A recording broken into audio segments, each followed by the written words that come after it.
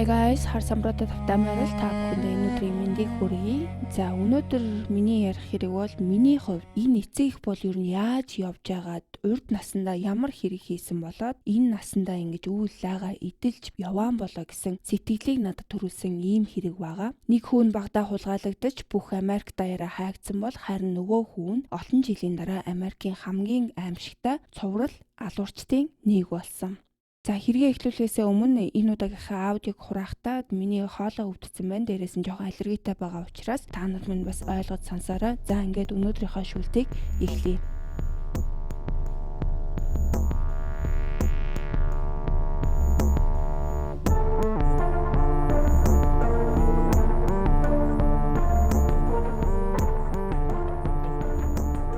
Стефен Стайнер нь 65 оны 4-р сарын 18-нд Калифорни мужийн Мерсет хотод Дэлберт болон Кей Стайнер нарын гэр бүлд төрсөн. Стефен нь Жоди Коригийн хоёр дүү охинтой, Синди нэртэй эгчтэй мөн Кари нэртэй ахтай байсан. Стефен бол бага насаа Калифорниагийн Снеллингийн ойролцоох гэр бүлийнхээ ранч дээр өнгөрөөсөн. Тэр газар нь 20 акр газрын том талбайтай, алмонд мотор хүрээлэгдсэн амьтадтай хүүхдүүд чөлөөтэй гүйж тоглоход төгс тайван орчин байсан. Стайнерын гэр бүл бол мормон шашинтай байсан бөгөөд хүүхдүүд нь сүмдөө явах үнэхээр дуртай байсан. Тэд 7 хоногт 2 удаа хамгийн ойрын мормон сүм хүртэл бараг 20 милийн замд туулж очдог байсан. Өсөж томрохтой Стефен хамгийн ихээр аав Дэлберттэйгээ цагийг өнгөрөөх дуртай байсан. Дэлберт ранч дээр ажил хийхээр гарах болгонд Стефен яг л жижигхэн сүүдэр нэм шиг араас нь дагдаг байсан. Тэд хамтдаа ан хийж загасчлах аялалд явах дуртай байсан бөгөөд орой намуухан мөчүүдийг хамт өнгөрөөдөг байсан байна. Стефен мөн гэр бүлийнхээ Дейзи нэртэй Border Collie үйлдвэрийн нохойдоо маш их хайртай байсан. Түүнтэй бол маш олон цагаар бөмбөг шидэж тоглож алмонд модны цэцэрлэг дундуур хамтдаа гүйдэг байсан байна. Стефен үргэлж гэр бүлдээ туслахыг хичээдэг, ийдэг даруухан хүүхэд гэдгээрээ танигдсан. Ялангуяа фармынхаа ажил дээр тэр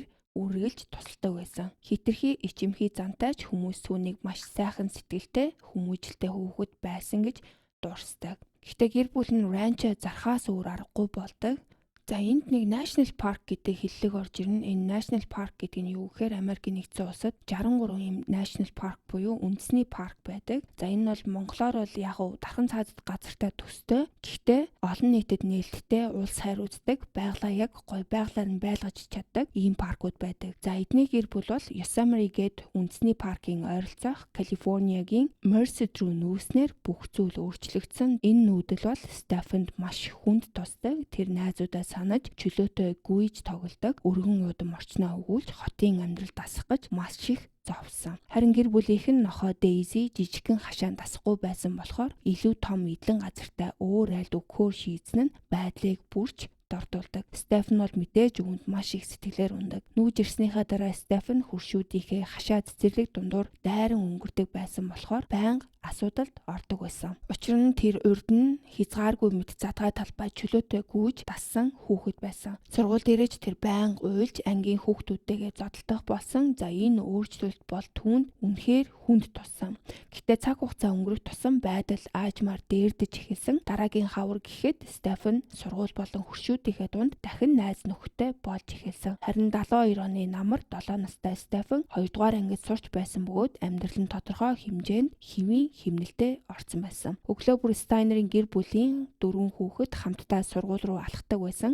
Хамгийн том ах болох Кари дүүнэрээ харж хандах үүрэгтэй байхыг үзэн яддаг байсан ч ээж нь түүнийг заавал дүүнэрээ хамгаалж харж явах ёстой гэж шаарддаг байсан байна. Стефен ихэвчлэн хичээлээ тараад ганцаараа гэрлүүгээ алхдаг байсан. Учир нь түүний ах эгч нарын хичээл нь түүнийхээс орой тардаг байсан. Харин 1972 оны 11 сар гэхэд тэр хичээл тарааж шууд гэртээ харихын оронд найзуудынхаа гэрээр ордог болсноор асуудалд орж эхэлдэг. 12 сарын 1-нд Стефенийг хичээл тараад зөвшөөрлгүй найзынхаа гэрт орсон гэж аав нь шийтгсэн. Эцэг их нь түүнд ийм зүйл хийж болохгүй гэж олон удаа анхааруулж байсан бөгөөд энэ шийтгэлээрээ дамжуулан эцэст нь хүүгээ үгэндээ оруулна гэж найдаж байсан. Хэд хоногийн дараа Стефений ээж Кей түүнийг ангийнхаа хүүхдийн төрсөн өдрийн баярт дагуулж явсан. Зулсаар болоход ердөө хэдхэн хоног үлдсэн байсан бөгөөд Санта Клаус хүртэл тэр баярт нь ирсэн байна. Мэдээж хүүхдүүд бол бүгд маш их баярлаж догдолж хүлээж авсан. Стефен ч зулсарын баярт үнэхээр догдолж байсан бөгөөд тэр жил газуур модныхоо доор өөрт нь Санта Клаусаас G.I. Joe-ийн тоглоомын багц нь байгаасаа гэж аавдаа хэлсэн байна. Тэр шөнө догтлсондоо болж бараг унтчих чадаагүй. Гэхдээ тэр шөнө бол олон жилийн турш гэртээ өнгөрүүлэх сүүлчийн шөнүүдийнх нь нэг болно гэж хинч төсөөлөөгүй.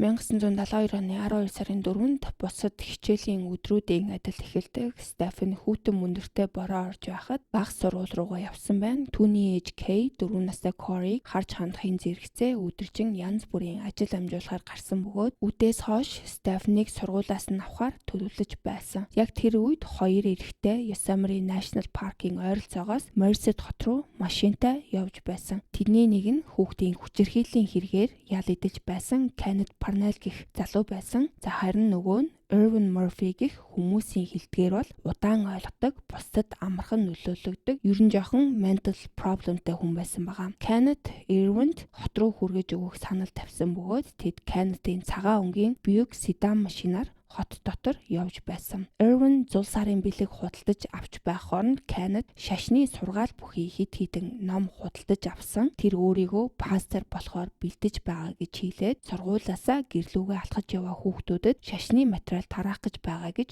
ярьсан. Kenneth мөн тэдгээр хүүхдүүдийн ихэнх нь асуудалтай гэр бүлээс гаралтай гэж боддог бөгөөд тэдний нэгийг нь өөр дөрөө авч үсэхийг хүсэж байгаагаа Erwin-д хэлсэн байна. Тэр өдрийн үдээс хойш ээж Kane аавд нь хэрэгтэй зүйлс авахаар авто сэлбэгийн дэлгүүр орсон ч тэндээ саатсан. Стефенийг авахаар явж байх үед бороо улам ширүүсч мөндөр бүр хүчтэй орж цаг агаар эрс мууддаг. Ингээд ээж нь Стефен өөрийг нь хүлээгээд үлдсэн байгаасаа гэж найдаж байсан. Гэтэл Стефен ээж нь ирж явааг мдээгүй учраас мөндөртэй бороон дундуур ганцаараа гэрлүүгээ алхаж эхэлсэн. Стефенийг гэрлүүгээ алхаж явхад бүх зүйл хэвээ мэт байсан ч Стефен нэгэн шатхуун түгээх станцын ойролцоо очих үед нэг үл таних хүн түүнтэй ярьж эхэлдэг. За тэр хүн нь бол Erwin Murphy байсан. Тэр ойр орчимд явж байсан хүүгүүдэд шашны тохимол тарааж зогсож байсан. Erwin Стефенаас ээж нь орон нутгийн сүмд хандив өгөх болов уу гэж асуудаг. За угаасаа хүмүүжлтэй тусрагуу зантай Стефен ээж нь магадгүй өгөх байхаа гэж хэлээд гэрээ зааж өгдөг.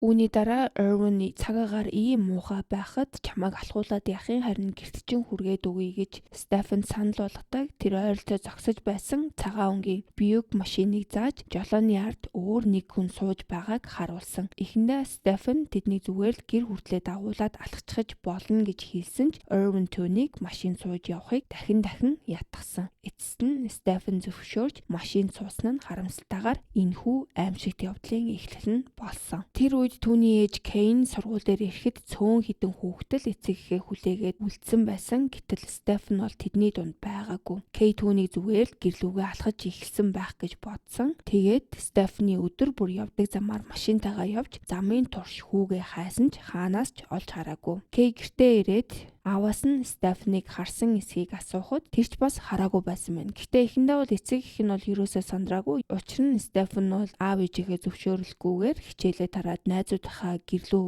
явцдаг байсан. Энэ хооронд Kenneth Parnell түүний гэрээс нь улам хоол авч явсаар байсан. Удалгүй Стефен тэднийг өөрийнх нь амьдардаг зөв рүү явахгүй байгааг ойлгосон. Тэр будилж айж эхэлсэн бөгөөд тэдэнд та нар буруу замаар яваад байна штэ гэдгийг хэлдэг. Харин Kenneth маш тайван байдлаар түүнд дахиж хизээж гэртээ харихгүй гэж хэлдэг. Үүний дараа тэр Стефенийг Калифорниагийн Cassis Valley дахь нэгэн жижиг байшин руу авч явсан. Замдаа Kenneth нийтийн утасны бүхээг дээр зогсдог. Стефен гэртээ хармаар байна гэж уйлан гуйсан ч Kenneth хүүтэн байдлаар тийм зүйл болохгүй гэж хэлсэн. Дараа нь тэр айж чичирсэн бяцхан хүүд бүрч аимшигтай зүйлийг хэлдэг. Тэр хэлэхдээ би сая аав ээжтэй чинь ярьчлаа. Тэд нэр чамайг дахиж хизээж харахыг хүсэхгүй байна гэж хэлсэн. Чамайг гэр бүлийнхэн чинь хайсан болохоор би одоо чиний аав болно. Миний үгнээс битгий гараарай гэж түүнд сануулсан. Энэ хооронд Steiner-ийн гэр бүлийнхэн гэртээ Стефен хаана байгааг гайхан хүлээж байсан. Эцэст нь өдрийн 3 цаг болоход Kay сургуулиас бусад хүүхдүүдэд авахар очсон ч тэдний хинэн ч Стефенийг хараагүй. Kay үнэхээр их сандарч эхэлсэн бөгөөд Стефен магадгүй найзынхаа гэрт байгаа байх гэж итгэж бусад эцэг эхчүүд болон хөршүүд рүү залгаж эхэлсэн. Гэхдээ хинэн ч Стефенийг хаана байгааг мэдэхгүй байсан. Ингээд гэр бүлийнхэн нь оройн 5 цаг 10 минутад цагдаа руу холбогдож Стефанийг алга болсон гэж мэдэгдсэн. Өдөр дуусахад ч Стефан хаанч байгаагүй. Дараагийн өдрүүдэд гэр бүлийнхэн нь зарын хуудас тарааж цагдаа нар 7 настай Стефанийг олохоор бүхэл бүтэн хот даяар хайлт зохион байгуулсан ч юу ч олдоогүй. Стефан хулгаалагдсан нь бараг тодорхой болж ихэлсэн ч хулгаалахыг нь харсан гэвч с ิจ гтэн рүү заах нотлох баримт огт байгаагүй. Тиймээс мөрдөн шалгалт маш хурдан мухардалд орсон. Гэсэн ч Стефаны гэр бүлийнхэн болон цагдаа нар бууж өгүүлгүй түүнийг хаасаагүй хайсаар байсан. Тэд зарын хуудаснаад Стефан хаашаа явсан байж болох талаар ямар нэгэн сэжүүр олохыг оролдож байсан. Гэхдээ энэ бүхэн өрнөж байх зур Стефан бол Калифорни мужийн Казис Валли дахь нэгэн жижиг байшинд хоригдож байсан. Стефан Кеннетээс өөрийг нь гэрт нь хүргэж өгөөч гэж байн гуйдаг байсан ч Кеннет үгүй гэж хэлсээр байсан. Тэр Стефанд эцэгийнхэн түүнийг өсгөх мөнгөгүй болсон учраас өөрийг нь хууль ёсны асран хамгаалагч болгосон гэж худлаа хэлдэг. Ингиж тархийг нь угаах орлого бараг тэр даруй эхэлсэн. Харамсалтай нь хулгайлагдсанаас удалгүй Кеннет Стефанийг бэлгийн хүчирхийллээр хүчирхийлж эхэлсэн. Тэрээр Стефанийг хэдэн 7 хоногийн турш байшингийн нэг өрөөнд тусгаарлан хорж тайвшруулахын тулд ханиадны сиропыг уулгаж мансууруулдаг байсан. Кеннет Стефаны сэтгэл зүйг эвдэж бодит ертөнц болон жинхэнэ өөрийнх нь мөн чанараас таслахыг оролдож байсан нь илт байсан. Энэ хэргийг бүр ч аимшигтай болгож байгаа зүйл нь бол тэр байшин нь Стефаны эмээгийн гэрээс ердөө хэдхэн зуун футийн зайд байсан байгаа. Гэхдээ Стефан эмээгийнхаа яг хаана амьдэртгийг мэдгүй байсан. Эмээ нь ч түүнийг тэнд хоригдож байгааг илтгэх ямар нэгэн шинж анзаараагүй. Кеннет Стефанд шин дүр төрх шин нэр өгч түүнийг Денис Парнел гэж нэрлсэн. Мөн үсийг нь будаад өөрийг нь аав гэж дуудахыг шаардсан. Өдрүүд 7 хоног болж 7 хоногуд нь сар болон өнгөрөхөд Стефан Кеннетийн хоригдол хിവэр байсан. Кеннет цагдаагаас бултахын тулд Калифорни даяар байнга нүүж явдаг байсан. Хэсэг үед тэр Стефанийг Казис Валлигаас нь Санта Роза руу авч явж хямд мотелоос мотел руу дамжин хэсвчилж амьдардаг байсан байна. 1973 оны нэг өдөр Кеннет Барбара Матайос гэдэг эмэгтэйг гэртээ авчирдаг. Тэрээр Стефанийг өөрөө байхгүй үед харж хандах хүн хэрэгтэй учраас Барбараг хөлсөлсөн. Удалгүй Барбара тэдэндээ хамт амьдарч эхэлсэн бөгөөд нийтдээ 18 сарын турш хамт байсан. Харамсалтай нь Барбарач гэсэн мөн Кеннеттэй нийлж Стефанд бэлгийн хүчирхийлэл үйлддэг байсан. Стефанийг Барбараг ээж гэж дуудахыг шаардсан. Нэг удаа Кеннет бүр Барбарагаар туслуулан Санта Розад өөр нэг жоохон хүүг хулгайлахыг оролдсон. Зааж болоход харин тэр оролдлого нь бүтлгүүцсэн. Стефан тун хурдан Кеннетийн үгийг эсэргүүцэж болохгүй гэдгийг маш сайн ойлгодог. Заримдаа Кеннетийн тэр ганцхан харц нь Стефанийг дараа нь юу болох болоо гэдэг айдаст автуулдаг байсан. Тэр айдас л Стефанийг Кеннетийн бүрэн хяналтанд байлгаж байсан байгаа.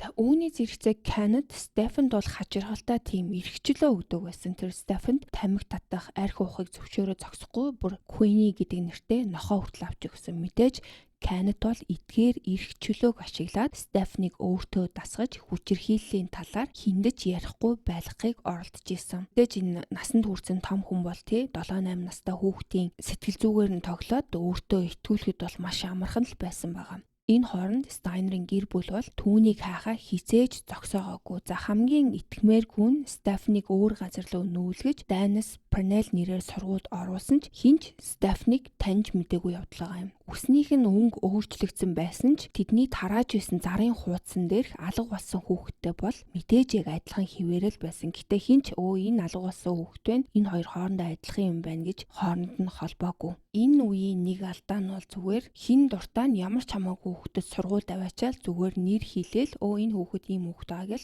сургуульд өгчдөг гэсэн ямар нэгэн бичиг баримт шаарддаг. Яг энэ 70-80 оны үеийн хүмүүс бол яагаад амар их цуврал алуурчин хийх боломжтой байсан нь бас яг энэ үеийн амьдралтай бас айгүй холбоотой байдаг. Миний хувьд бол яг энэ Kenneth яагаад энэ Stephanie-г сургуульд оруулсан болоо гэдэг юм айгүй сонин санагдсан. Ихэнх одоо ингээ хулгайлагдсан хүүхдүүд бол нэг бол ингээ хүчирхийлүүлсээр аваад үхсэн байдаг. За хичнээн олдсон ч ямар ч мэдлэг боловсралгүй зүгээр л нэг газараа ингээ хоригдсан байдаг. Kenneth-ийн хувьд бол хулгайлж аваад хүчирхийлж байгаа хэрнээ бас сургууль соёлд явуулаад мэдлэг боловсралтай болгож байгаа нь бас надад яагаад гэдэг асуултыг гаргаж ирсэн. Та нар бас яагаад энэ Kenneth Stephanie-г ингэ сургуульд явуулах болсон болоо гэдэг талаар санал бодлоо бичиж үлдээгээрэй. За харин гэртээ үлдсэн Stephanie ээж Kay бол бүрэн сэтгэл санаагаар унтсан байсан. Өдөр бүрийн 20 секунд бүр тэр хүүгээ хаана байгаа болоод одоо амьд байгаа болов гэж бодож шаналдаг байсан. Тэр бүр гэрээ эзгүй орхихоос хүртэл айдаг байсан. Учир нь Stephen залгуул яах вэ? Яг тэр мөчөд гэрт хүн байхгүй байвал яах вэ гэдэг тийм айдастай болж эхэлсэн. Харин түүний аав бол улам дуугүй хаалттай хүн болж эхэлсэн. Хүүгээ алдсан уй гашуу бол бүхэл бүтэн гэр бүлийг нөмөрсөн байсан. Stephanie ах Carrie гэсэн мөн маш хүн дээр тусгаж авсан. Эцэг их нь бүх анхаарлаа Stephanie-г хайх болон уй гашуу төвлөрүүлсэн учраас Carrie өөрийгөө орхигдсан мэт мэдэрч эхэлсэн. Стресс нь маш их хэмжээнд хүрч тэр өөрийнхөө үсийг албаар зулгаадаг болсон байна. За үүнийг нуухын тулд бүр байнга малгай өмсдөг болсон. Carrie угаасаа дотгошоо чимээгүй хүүхэд байсан ч гэр бүлийнх нь энэ бодит байдал бол түүнд маш хүнд тусаж эхэлсэн. Ахлах сургуульд ороход олон хүн түүнийг Carrie гэдэг нэрээр нь биш харин нөгөө хулгайлагдсан хүүгийн ах вэштэл гэж ярьдаг болсон байгаа. Үүнтэйгээ тэмцэхийн тулд Carrie бол зураг зурж өөрийгөө тайвшруулж эхэлсэн. Түүний эргэн тойронд бүх зүйл нуран унаж байсан ч гэсэн ангийнхан нь бол түүнийг бүтээлч авьяастай хүүхэд гэж хардаг байсан. За эцэст нь 10 жилээ төгсөд нь бол түүнийг бүр хамгийн бүтээлч сурагч хүүхэд хэмээн сонгосон байна. Гэхдээ Carrie бол маш тийм харанхуй нууц байсан. Тэр ердөө 6-7 настай байгаасаа эхлэн эмэгтэйчүүдийг гэмтээх тухай хүчтэй бодлуудтай тэмцэж явсан. За тэгээд энэ нь нас ахих тусмаа бүр улам хүчтэй болсон гэж өөрөө ярьсан. Нэг удаа бүр ахлах сургуульд байхдаа тэр өөрийнхөө эмэгтэй дүүгийн найз охины өмнө өөрийн эргэтнээ ил гаргасан. За түүний зан авир улам бүр төгшүүртэй хачиргалтай болж эхэлсэн. Энэ хооронд Санта Розад амьдарч байсан Стефан бол гэр бүлийнх нь одоо хүртэл өөрийг нь тасралтгүй хайж байгааг огт мэдэхгүй байсан. Тэр тэднийгээ байнга бодож яагаад хинэн ч өөрийг нь хайж ирэхгүй байгаа юм болоо гэж гайхдаг байсан. Гэхдээ за энэ бүхэн бол Kenneth-ийн түүнд хэлсэн худал үгийг бол улам баталж өгч исэн. Эцэг их нь зүгээр л түүнийг хүсээгүй. Удалгүй Kenneth Stephen-тэй дахин нүүсэн бөгөөд энэ удаа Comchi гэдэг жижигхэн хөдөө тосгонд байдаг чирүүлэн байшинд авч ирсэн. Тэр газар нь хүүхдүүд өдөржин бараг том хүний хяналтгүйгээр гадаа тоглож гүйдэгч харанхуй болохоос өмнө заавал гэртээ харьдаг тийм жижигхэн хот байсан. Stephen Dennis Fernell гэдэг нэрээрээ сургуульд сурч байсан. Ангийнхан болон багш нар нь түүнийг даруухан ийдэг бүрэг хүүхэд гэж хардаг байсан бөгөөд Kenneth-ийг бол жинхэнэ аав нь л гэж боддог байсан. Тиймээс бол тэдэнд ямар нэгэн сэжиглэх шалтгаан байгаагүй. Ингээд аимшигтай зүйлүүд тохиолдож байсан ч гэсэн Денис найзуудтай болж чадсан. Тэр бүр ахлах сургуульд байхдаа Америк хөл бөмбөг тоглож дараа нь Лори гэдэг охинтой үерхэж эхэлсэн байна. Түүний ангийнхан нь Денис бол бусад өсвөр насныхнаас хитрхи их хэрэгчлөөтэй юм шиг санагддаг байсан гэж дурсдаг. Дөнгөж 14 настай байхдаа тэр тамхи татаж, архиуж, бүр хар тамхи хэрэглэхийг хүртэл Kenneth хоригддаггүй байсан. Түүний эргэн тойронд байсан хүмүүс Денисийн гэр бүлийн талаар бараг юу ч мэддэггүй байсан. Тэдний ойлгож байсан ганц зүйл нь Денисийн ээж хизээч дэргэдэн байдаггүй мөн Денис ч гэсэн энэ тухай ярих үнэхээр дургүй байсан байна. Нэг өдөр Стефани нэг найз нь түүнээс энгийн байдлаар яагаад ээж рүүгээ зүгээр залгачиж болдоггүй юм бэ гэж асуухад Стефан намуухан дуугаар ээж нь өөрийг нь байгаа гэдгийг мэддэггүй, тиймээс залгаж болохгүй гэж хариулсан. Өөр нэг удаа Стефан найзуудтайгаа сургуулаас гэрлүүгээ алхаж явахдаа шар айраг ууж байсан бөгөөд гинэт уйлж эхэлсэн байна. Стефан маш чангаар би гэртээ хармаар байна гэж уйлж орилж эхэлдэг. Найзууд нь гайхаад юу ярьдаа юм бэ? Гэр чинь одоо энэ хитгэн алхмын зайд байна штэ гэж хэлэхэд Стефан жинхэнэ гэртээ хармаар байна гэж хариулсан. За гэхдээ тэр үед бол тэд түүний юу хэлээд байгааг ойлгоогүй. Зарим үед бол Kenneth гэртээ байдаггүй байсан. Яг нь Стефан бол зүхтах боломж байсан юм шиг харагдаг. Гэхдээ бодит байдал дээр бол бүх зүйл хамаагүй илүү төвөгтэй байсан. Стефанийг маш бага байхад нь хулгайсан учраас тэр жинхэнэ гэрээ бараг сандаггүй. Бүр өөрийнхөө жинхэнэ хэн болохыг ч бүрэн итгэлтэй мэдтгүү, өөрийнхөө бүтэн нэрийг ч мэдтгүү байсан байгаа. Нэг удаа Стефан Кеннедийн гэрээс гарч зугтахыг оролцсон. Гэхдээ удалгүй айж сандарч өөрт нь очих газар огт байхгүй гэдгийг ойлгоод буцаад гэртээ эргэж ирсэн. Тэр жинхэнэ гэр нь хаана байдгийг тийшээ яаж очихооч мэддэггүй байсан. Олон жилийн турш үргэлжилсэн сэтгэл зүйн дарамт тарих угаалт нь түүний бодит ертөнцийг бүхэлд нь өөрчилсөн. Тэр үед Стефан бол аль хэдийн өсвөр насндаа хүрсэн байсан ч дотроо бол Кеннедийн олон жилийн өмнө хулгайлсан 7 настай айж дагжсан жоохон хүүхэд хിവэрэл байсан. Магадгүй Кеннедийн хяналтаас гадуур амьдрал байдаг гэдгийг бол ерөөсө төсөөлж чадхаач болсон, зүгээр л Кеннед л тэрний хамаг амьдралын юм шиг санагддаг байсан. Энэ үеэр Кеннед Стефанийг багш нар болон найзуудтайгаа улам ойртож итгэдэг хүмүүстэй болж эхэлснийг анзаардаг. Энэ нь мэдээж Кеннедийг айлгаж эхэлдэг. Тиймээс Стефан 14 нас хүрэхэд Кеннед түүнийг дахин нүүлгэж энэ удаа Point Arena гэдэг нам гүм эргийн жижиг хот руу авч явсан. Стефан харьцангуй энгийн чиргүүлэнд амьдарч байснаа гинэт ямар ч хөнгүү нэг навсгар жижиг овооход амьдрах болж эхэлсэн. Бэлгийн хүчирхийлэлд гэсэн үргэлжилсээр байсан эцэст нь Кеннед Стефанийг өөрт нь хитрхи хөгшин болсон гэж үзсэн байгаа. За энэ үед бол мэдээж Кеннед илүү бага насны хүүхэд хүсэж эхэлсэн. Кеннед хит хитэн удаа Стефанийг өөр нэгэн жаахан хүүг хулгайлахад туслахыг шаардсан ч Стефан бол тэр бүрт нь татгалздаг байсан байгаа. Боломж гарах бүртээ тэр Кеннедийн төлөвлөгөөг нууцаар бүтлгүйтүүлэхийг оролддог байсан. Тим аимшигтай нөхцөл амьдарч байсан ч Стефан бол өөртөө нь адил олон жилийн турш хүчирхийлэлд өртгөөс бусад хүүхдүүдийг хамгаалахыг хичээсээр байсан.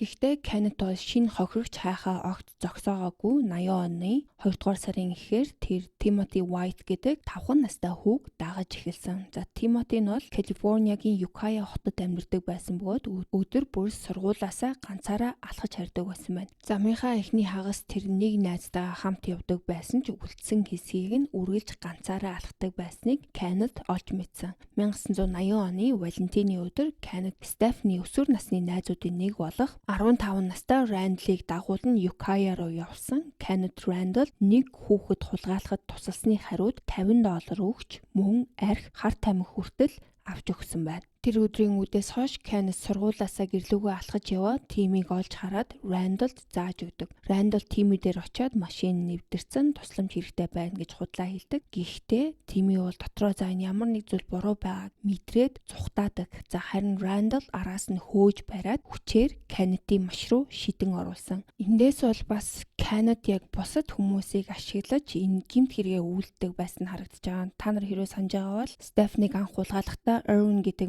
залууг ашиглаад өөрөө машин дотроо хүлээгээд Эрвин л нөгөө машин руу оруулсан. Сая энэ дээр ч гэсэн Рэндлийг явуулаад өөрөө машин дотроо хүлээгээд Рэндлаар өөрийнхөө тэр үйлдэлийг хийлгэж байгаа. Тэгээ хэрвээ хин нэгэн ямар нэг сэжигтэй зүйл харвал Стефан бараг л өөрөө цухтаагаад нөгөө үлдсэн хүн нь л өөрөө гэмт хэрэгтэн болохоор тэгэл дандаа ингээд өөрөөсөө дор жоох ухаан муутай эсвэл ингээд жоохон хүүхдүүдийг ашиглаж зүгээр л тэр хүмүүст нь хэрэгтэй байгаа юмар хуураад энэ гэмт хэрэгүүдээ хийдэг байсан байна. Стефан хичээлээ тараа гэртээ буцаж ирэхэд Тимийг байшин дотор байгааг хараад үнэхээр айж цочирддаг. Тими байн гуйлж гэртээ хармаар байна гэж гуйж байсан ч Кеннед олон жилийн өмнө Стефанд хэлж байсан яг тэр худал үгийг Тимид давтаж хэлдэг. Эцэг ихэн түүнийг хүсхээ болсон гэж. За яг тэр мөчөд Стефан бол эцэст нь бүх үннийг ойлгож эхэлдэг. Кеннед хизээч өөрийг нь өргөж аваагүй. Харин түүнийг хулгайлсан юм байна. Яг Тимийг хулгайлсан шигэ. Стефан гэнэт Тимигийн эцэг их хаан нэгтээ зөвхөрнгөө барж хүүгээ хайж санаан зовн шаналж байгаа гэдгийг ойлгодог. Мөн олон жилийн дараа анх удаа өөрийнх нь гэр бүлч бас түүнийг хайхаа хизээж зогсоогоогүй байх магадлалтайг ухаарсан. Тэр мөчөд Стефан бол ямар нэгэн зүйл хийх ёстой гэдгээ ойлгодог. Тэр Кеннедийг Тимид өөртөө нь бага байхад тулгаж байсан тэр аимшиг тамыг дахин давтуулахыг зөвшөөрч чадахгүй байсан. Тиймээс Стефан Тимийг Кеннедийн хүчирхийллээс хамгаалахыг өөрийнхөө зорилго болгосон. Өдөр бүр тэр сургуулаасаа яаран эрт харж Кеннедийг жоохон хүүтэй ганцааран нь үлдээхгүй байхыг хичээдэг байсан. За үүнийхээ зэрэгцээ Стефан нууцаар зүхтах төлөвлөгөө боловсруулж эхэлсэн. Тимийг үнэхээр аюулгүй байлгах цорын ганц арга нь түүнийг тэр газраас бүр мөсөн авч гарах явдал гэдгийг өөрөө зовлонгийн туулсан хүний хуваар мэдэж байсан. Стефан хит хитэн удаа оргох орлого зохион байгуулсан. Төлөвлөгөө нь ихэвчлэн болон Kenneth-ийг шөнийн хамгаалтын ажилдаа явсны үеэр зугтах байсан. Гэхдээ тухай бүр бол төлөвлөгөө нь яаж хийж байгааг нь урчдаг байсан. Заримдаа цаг агаар муудаж, заримдаа Kenneth санаандгүй байдлаар ажилдаа явахгүй гэртээ үлддэг байсан байна. Гэсэн ч Стефан бол ерөөсөө бууж өгөөгүй. Тэр бол заавал тимийг аварна гэж бодсон байсан. Тэгээд дараагийн боломж гарч ирэхэд Стефан тэр боломжийг алдалгүй ашигласан. За энэ удаа тэр бол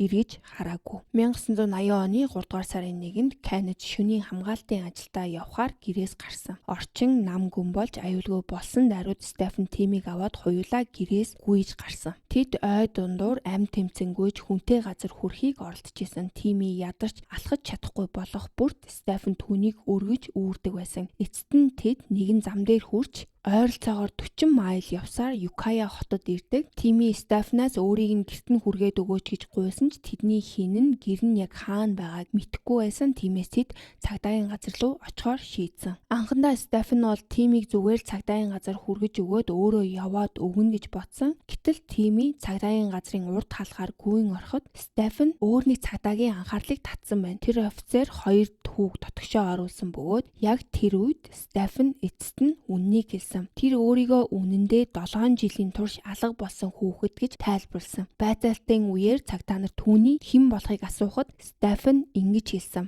Намайг Стефан гэдэг. Би 14 настай. Би бол жинхэнэ төрсөн өдрөө мэдэхгүй. Гэхдээ цаасан дээр бол 1965 оны 4 сарын 18 гэж бичигддэг. Би өөрийнхөө нэрийг Стефан гэдгийг мэднэ. Гэхдээ овог маань Steiner байж магадгүй гэдэгт би итгэлтэй байна. Надад харин дунд нэр байгаа эсхийг мэдэхгүй байна гэж хэлдэг.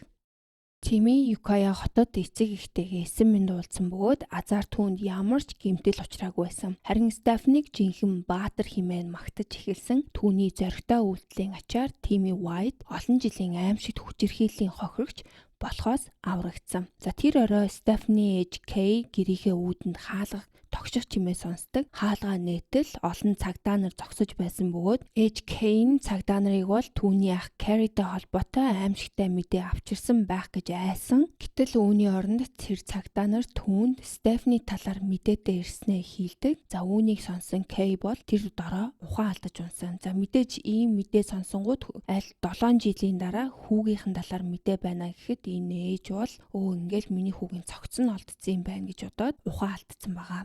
Цаад өрөөнөөс нь харин аав нь яарч гарч ирээд орж ирэхэд цагдаа нар харин тэдэнд түүний хүү амьд байгаа бөгөөд Юкая дахь цагдаагийн газарт хүлээж байгааг нь тайлбарладаг. Цагдаагийн газар дээр энэ хооронд хэвлэл мэдээллийн байгууллагууд Стефанийг Мерсед рүү буцаж ирж байгаа тухай мэдээг цацгаар аль хэдийн бэлдэж эхэлсэн. Кей гэр бүлийнхээ баярыг бүх дэлхийдээ хуваалцахыг хүссэн учраас тэд сэтгүүлчдийг гэртээ нэвтрүүлэхийг зөвшөөрсөн. Харин энэ үед түүний ах Carrie бол Yosemite National Park-д аялаар явж байсан бөгөөд радиогоор Стефан амьд олдсон гэх итгэмээргүй мэдээг сонссон байна. Мерсед рүү буцах замдаа Стефан аав нь одоо ч амьд байгаа юу гэж аяархан асуудаг. Олон жилийн өмнө Стефан аавыгаа нурууны дисгээ гэмтээгээд унахыг нэг удаа харсан бөгөөд тэр үед жоохон байсан Стефан аавыгаа зүрхний шигдээс болсон гэж бодож байсан юм байна. Тэр цагаас хойш аав нь өгчихгүй гэж үргэлж айж явдаг байсан. Стефанийг гэртээ ирэхийг хүлээн Стайнерын гэрийн гадаа хэдэн зуун хүн цугларсан байсан. Сэтгүүлчид гудамж дүүргэж хашааг нь бүчиж бүр тэр мөчийг авахын тулд гэрийнхэн дээвэр дээр хүртэл гарсан байсан. Тэгээд эцэст нь 7 жилийн дараа Стефан гэртээ иргэн ирсэн. Өөрийн нохой Queen-игээ тэрврэн тэрээр 7 настайдаа хамгийн сүүлд гарснаас хойш анх удаага эцэг эхтэйгээ нүүр тулан уулзсан. Тэд бие рүүгээ гүйж очоод чанга тэрвэрсэн. Ингээд хүүн гэртээ эргэж ирсэн удалгүй энэ түүх бүх улсын анхаарлыг татсан. Хүмүүс алга болсон хоёр хүүхэд хоёулаа амьд олсон гайхаж баярлаж байсан. Нэг нь ердөө хэдхэн 7 хоног алга болсон 5 настай Тими White байсан бол нөгөө нь төсөөлхийн аргагүй бүтэн 7 жилийн турш сураггүй байсан 14 настай Стефан Стайнер байсан.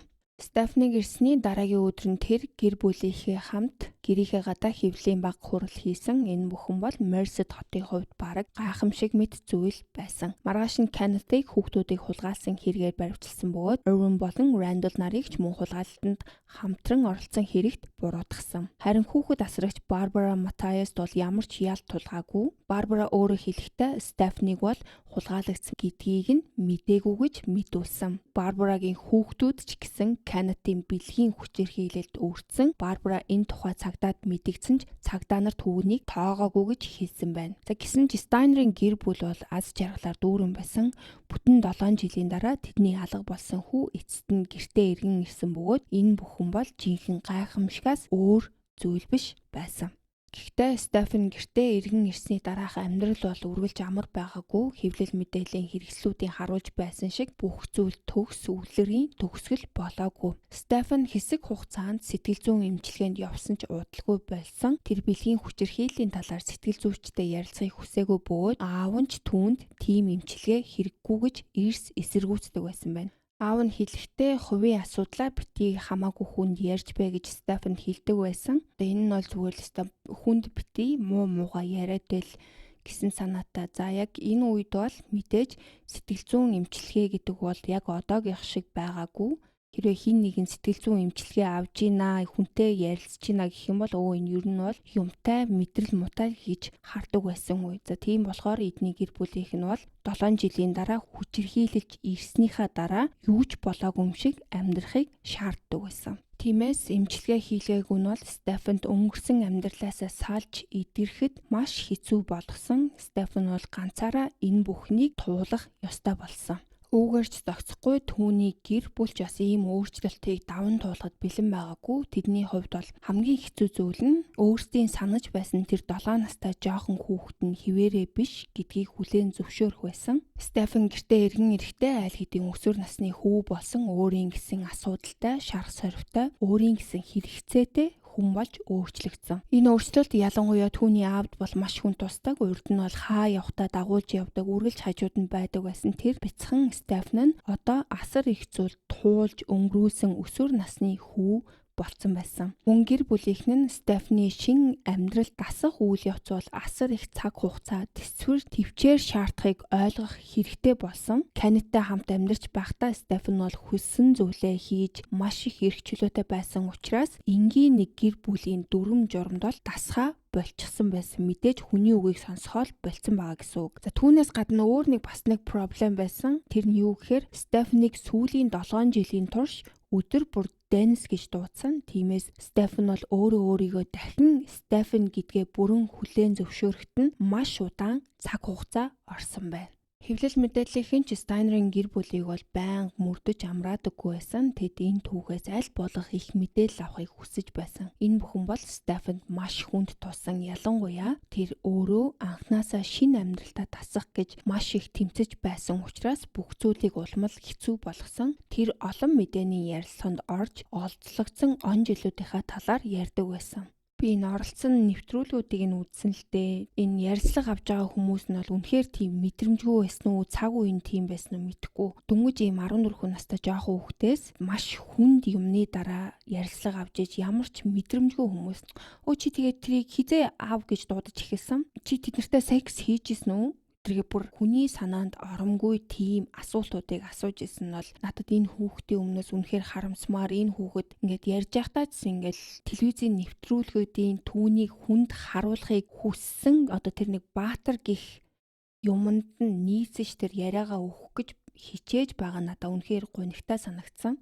За үндэ бол Стефаны ах эгч нар нь хүртэл түүнд ирж буй анхаарал атаархаж эхэлсэн. Стефан телевизийн ярилцлагуудад зориулж аав ээж нь шинэ хувцас авч өгч хэвлэл мэдээллийнхэн байнга түүнийг тойрон хүрээлж эхэлсэн. Ялангуяа түүний ах Carrie энэ бүхэнд бол маш их атаархдаг байсан. Тэр Стефаны эргэж ирснээс хойшоо өөрийгөө бүр мөсөн мартагдсан, орхигдсан мэт мэдэрдэг болсон. Хожин Кей Стефаны амьдрал хэвлэл мэдээллийнхэнд хит их нэвтрэх боломж олгосондоо харамсдаг гэж хэлсэн байдаг. Эхэндээ бол Стефан цагдаа болон хэвлэл мэдээллийнхэнд Канад өөрт нь ямар ч хүчирхийлэл үйлдээгүй гэж ярьдаг. Мэдээж ч 14 настай хүүхэд энэ талаар олон нийтэд дэлгэн гэхээр ямар санагдчихсэн нь. За тэр тийм аимшигтай өвдөлттэй зүйлийн талаар ярихыг хүсээгүй. Гэхдээ ойролцоогоор сарын дараа цагдаа нар Стефанийг дахин цагдаагийн байгууллага дээрээ дуудсан. Учир нь тэд Канадын Стефанийг баг байхад нь авсан нүцгэн зургуудыг олсон.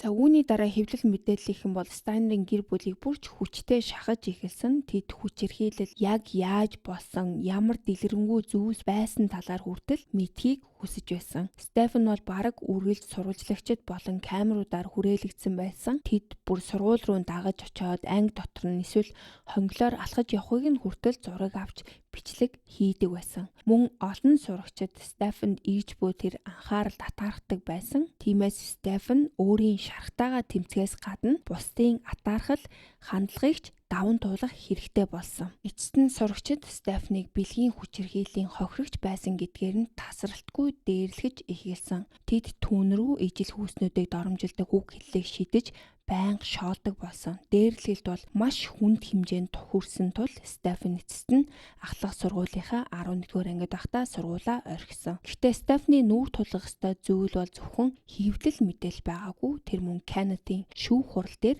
мэдүүлэг өгөх хэрэгтэй болсон. Кеннетийг зөвхөн Стефан болон тимийг хулгайлсан хэрэгт буруутгаж байсан. За үүнээс олон жилийн өмнө тэр өөр нэг жоохон хүүг садар самуун үйлдэлд уруу татсан хэрэгээр ял авч байсан ч бэлгийн хүчирхийлэгчийн бүртгэлд хизээж оруулаагүй. Хэрвээ түүнийг тухайн үед зохиохосоор нь бүртгэсэн байсан бол цагдаа нар хүүхэд хулгайлагдсан хэрэгүүдийг шалгахдаа түүнийг маш эрт сэжигтнээр илрүүлэх боломжтой байсан. Тэр үеийн хуулиар бэлгийн хүчирхийлэл болон хүн хулгайлах хэрэгүүд ердөө 3 жилийн хөөн хилэлцэх хугацаатай байсан. Тиймээс прокурор Кеннетийг 1977 оноос өмнө үйлдсэн бэлгийн хүчирхийллүүдийн төлөө яллах боломжгүй болсон байна. Прокурор Кеннетийн эсрэг бараг 100 орчим бэлгийн хүчирхийллийн хэрэг үүсгэх боломжтой байсан ч тэд Стефаныг дахин шархлуулахыг хүсээгүй учраас тийм шийдвэр гаргаагүй байна. Учир нь тэр бүх хэргийн талаар Стефан шүүхтээр дэлгэрэнгүй мэдүүлэг өгөх шаардлагатай болох байсан гэж үзсэн. Гэхдээ Стефан хүн хулгайлсан хэргийн шүүх хурлын үеэр бэлгийн хүчирхийн талаар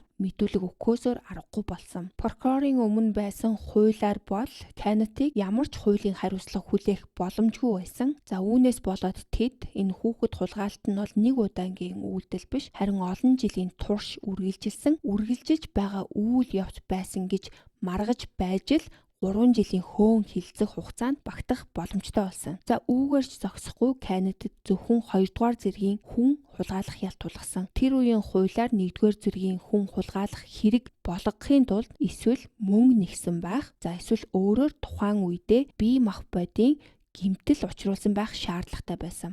Хамгийн аимшигтай нь тэр үеийн Калифорни мужийн хууль бэлгийн хүчирхийллийг бие махбодын гэмтэл гэж тооцдоггүй байсан юм байна. Тиймээс Кеннет, Стефан болон өөр олон жоохон хүүгүүдэд бэлгийн хүчирхийлэл үйлдсэн хангалттай нотлох баримт байсан ч хизээж бэлгийн хүчирхийллийн хэрэгт яллагдаагүй байна. Эцэст нь Кеннет Парнелл 2 хүүхэд хулгайлсан хэрэгт буруутай гэж тогтоогдсон ч тимигийн хулгайлалт нь ердөө 7 жилийн ял авсан. Калифорнигийн хуулиар хүн хулгайлсан хэрэгүүдийн ялыг нэгтгэж тооцох ёстой байсан болохоор нийт ял нь дээд хэмжээнээс дэрч болохгүй байсан. Ингэснээр Кеннет Стефанийг хулгайлсан хэрэгтээ ердөө 20 сарын ял идэх болсон. Өөрөөр хэлбэл ийм аимшигтай хэрэгүүдийн төлөө нийтдээ ердөө 8 жил 8 сарын ял авсан. Гэхдээ бодит байдал дээр Кеннет Парнелл бол ердөө 5 жил шоронд суугаад дараа нь 2 жил тэнцэн харгалзах ял авсан. Тэнцэнгийн хугацаанд дуусны дараа тэрээр өөрийн хаяг солигдсныг эрх баригчдад мэдэгдэх ёстой байсан.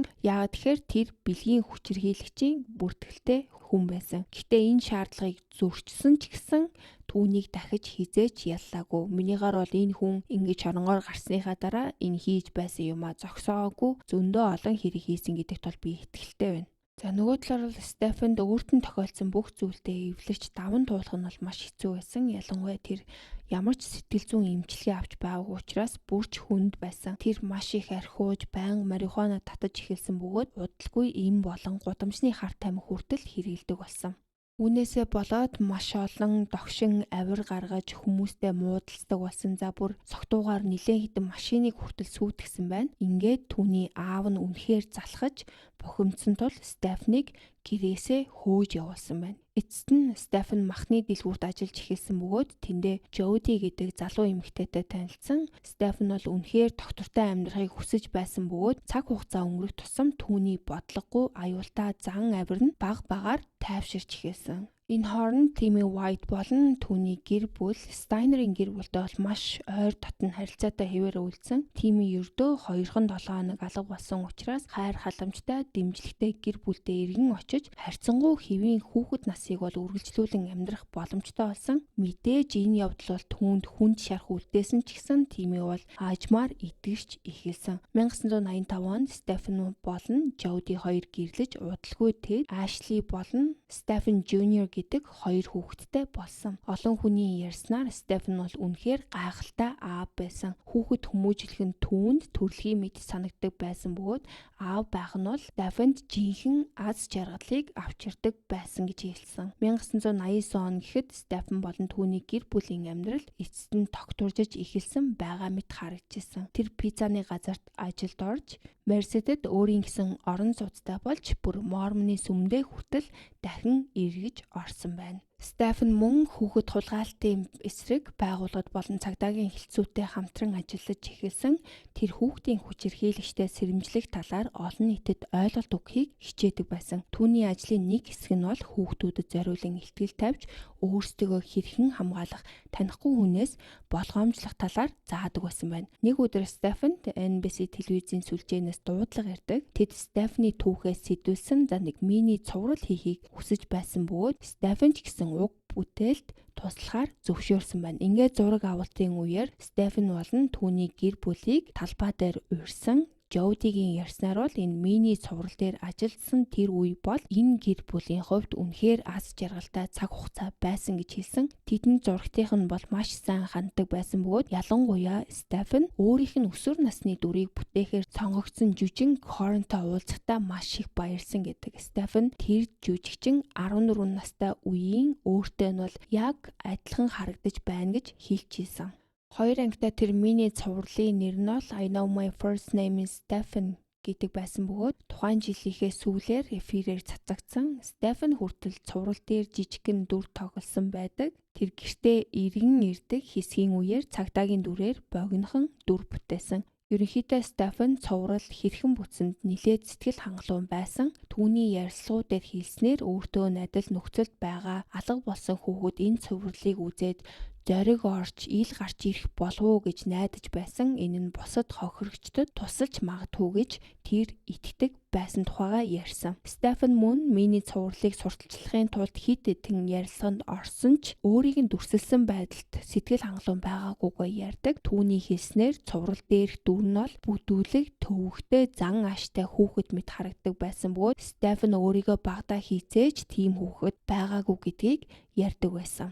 Мөн Стефан цуврал дээр гардаг шиг эцэг ихтэй хизээж тэгж ам мөрөж байгаагүй гэдгээ хэлдэг. Түүний аав ээж ч мөн цувралын олон хэсэгт сэтгүүр дундуур байсан. Тэдний бодлоор уг бүтээл бол гэр бүлийг нь бодит байдал дээр ямар байсныг үнэн зөвөөр харуулаагүй. Ялангуяа аав нь бол хамгийн их ууралсан. Яагаад гэвэл тэр цуврал өөрийг нь муухай харагдуулсан гэж үзсэн. Стефан бас энэ ярилцлагын үеэр бас нэг зүйл хэлсэн. Юу гэж хэлсэн гэхээр энэ бүтээл дээр ажиллаж байхдаа өөртөө ярьсан зүйлээ үнэн шударгаар ярьсан нь ингээд надад айгүй их тусалсан, ингээд урд нь болсон муу зүйлээ ингээд давж гарч байгаа юм шиг надад санагдсан гэдгээ хэлдэг. Тэгээд энэ бичлэгийг нь харахад надад бол энэ хүнд бол яг тэр үед нь бас яг сэтгэл зүйчтэй ярилцахад ингэж туслах байсан бах та гэсэн бодол орж ирж исэн. За гисэн ч тэр мини цуврал бол асар том амжилт болсон. Энэ цуврал нь бүр 4 Эмигийн шагналд нэр дэвшсэн. За ингээд Стефаны түүх Эмигээс шагнал аваад ингээд энэ түүх дууссан бол уг нь гоё байх байсан юм. За харамсалтай нь Эмигийн шагнал гартуулах ёслолын өмнөх орой бол аимшигтай эмнэлт явдал болсон. 1989 оны 9 сарын 16-нд Стефан Hidden Run буюу мөргөө зугтсан ослын улмаас амиа алдсан. Тэр ажилласаа гэрлүүгээ мотоциклороо харж явах үед нэгэн жолооч гинэт урдуур нь орсон. Стефан машиныг мөргөөд маш хүнд толгойн гэмтэл авч ослын газартаа нас барсан. Хамгийн эмгэнэлтэй нь Стефаны helmet буюу хамгаалтын малгайнд осол болохоос хэдхэн хоногийн өмнө хулгаад алдагдсан байсан болохоор тэр осол болох үедээ малгаагүй явж байсан. Жижигхэн сануулга за бас өмнө нь миний ярьж байсан нэг түүхэн дээр гэр бүлээс гадуур харилцаанд ороод мотоциклдаа явж байгаад хайлмтгүй байснаасаа болоод тархиндаа хүнд гэмтэл аваад нас барсан хүний талаар би ярьж исэн. Яг энэ хэрэг дээр ч гэсэн бас хайлмттай өмсөөгөөсөө болоод тархиндаа хүнд гэмтэл авч нас барсан байна. Тийм болохоор та мотоцикл болон ямар нэгэн хоёр дугуйд ашигладаг бол заавал хайлмт өмсч байгаарай гэж зөвлөмөр байна. Гоё сайхан харагдах яах вэ? Амь нас эрүүл мэнд чухал шүү хүмүүсээ. За хэрэглүүгээ буцаад оръё. Хожим гэрчүүд Стефани өвхөлт буруутай мөргөө зугтсан жолоочийг олж тогтоож чадсан. Тэр жолоочийг хүнд гэмт хэрэг тооцогдох мөргөө зугтсан хэрэгт буруудсан ч эцэст нь ердөө 3 сарын хорих ял авсан байна. Тимоти Уайт Стефани оршуулгын үеэр авсыг нь өргөсөн хүмүүсийн нэг болсон. 1989 оны сүүлээр зохиолч Майкл I Know My First Name is Steven гэдэг нэртэй номоо хэвлүүлсэн. Тэр номын судалгаа хийх явцдаа Стайнерын гэр бүлийн гишүүдтэй тэр дундаа Стефентэй өөртөө нь хүртэл ярилцлага хийсэн байна. За ингээд Стефан бол амьдралдаа маш их зовлон зүдгүүрийг туулсан ч гэсэн аз жаргалтай төгсгөл даанч байсангүй ингээд 24 наснда хорвоог орхисон.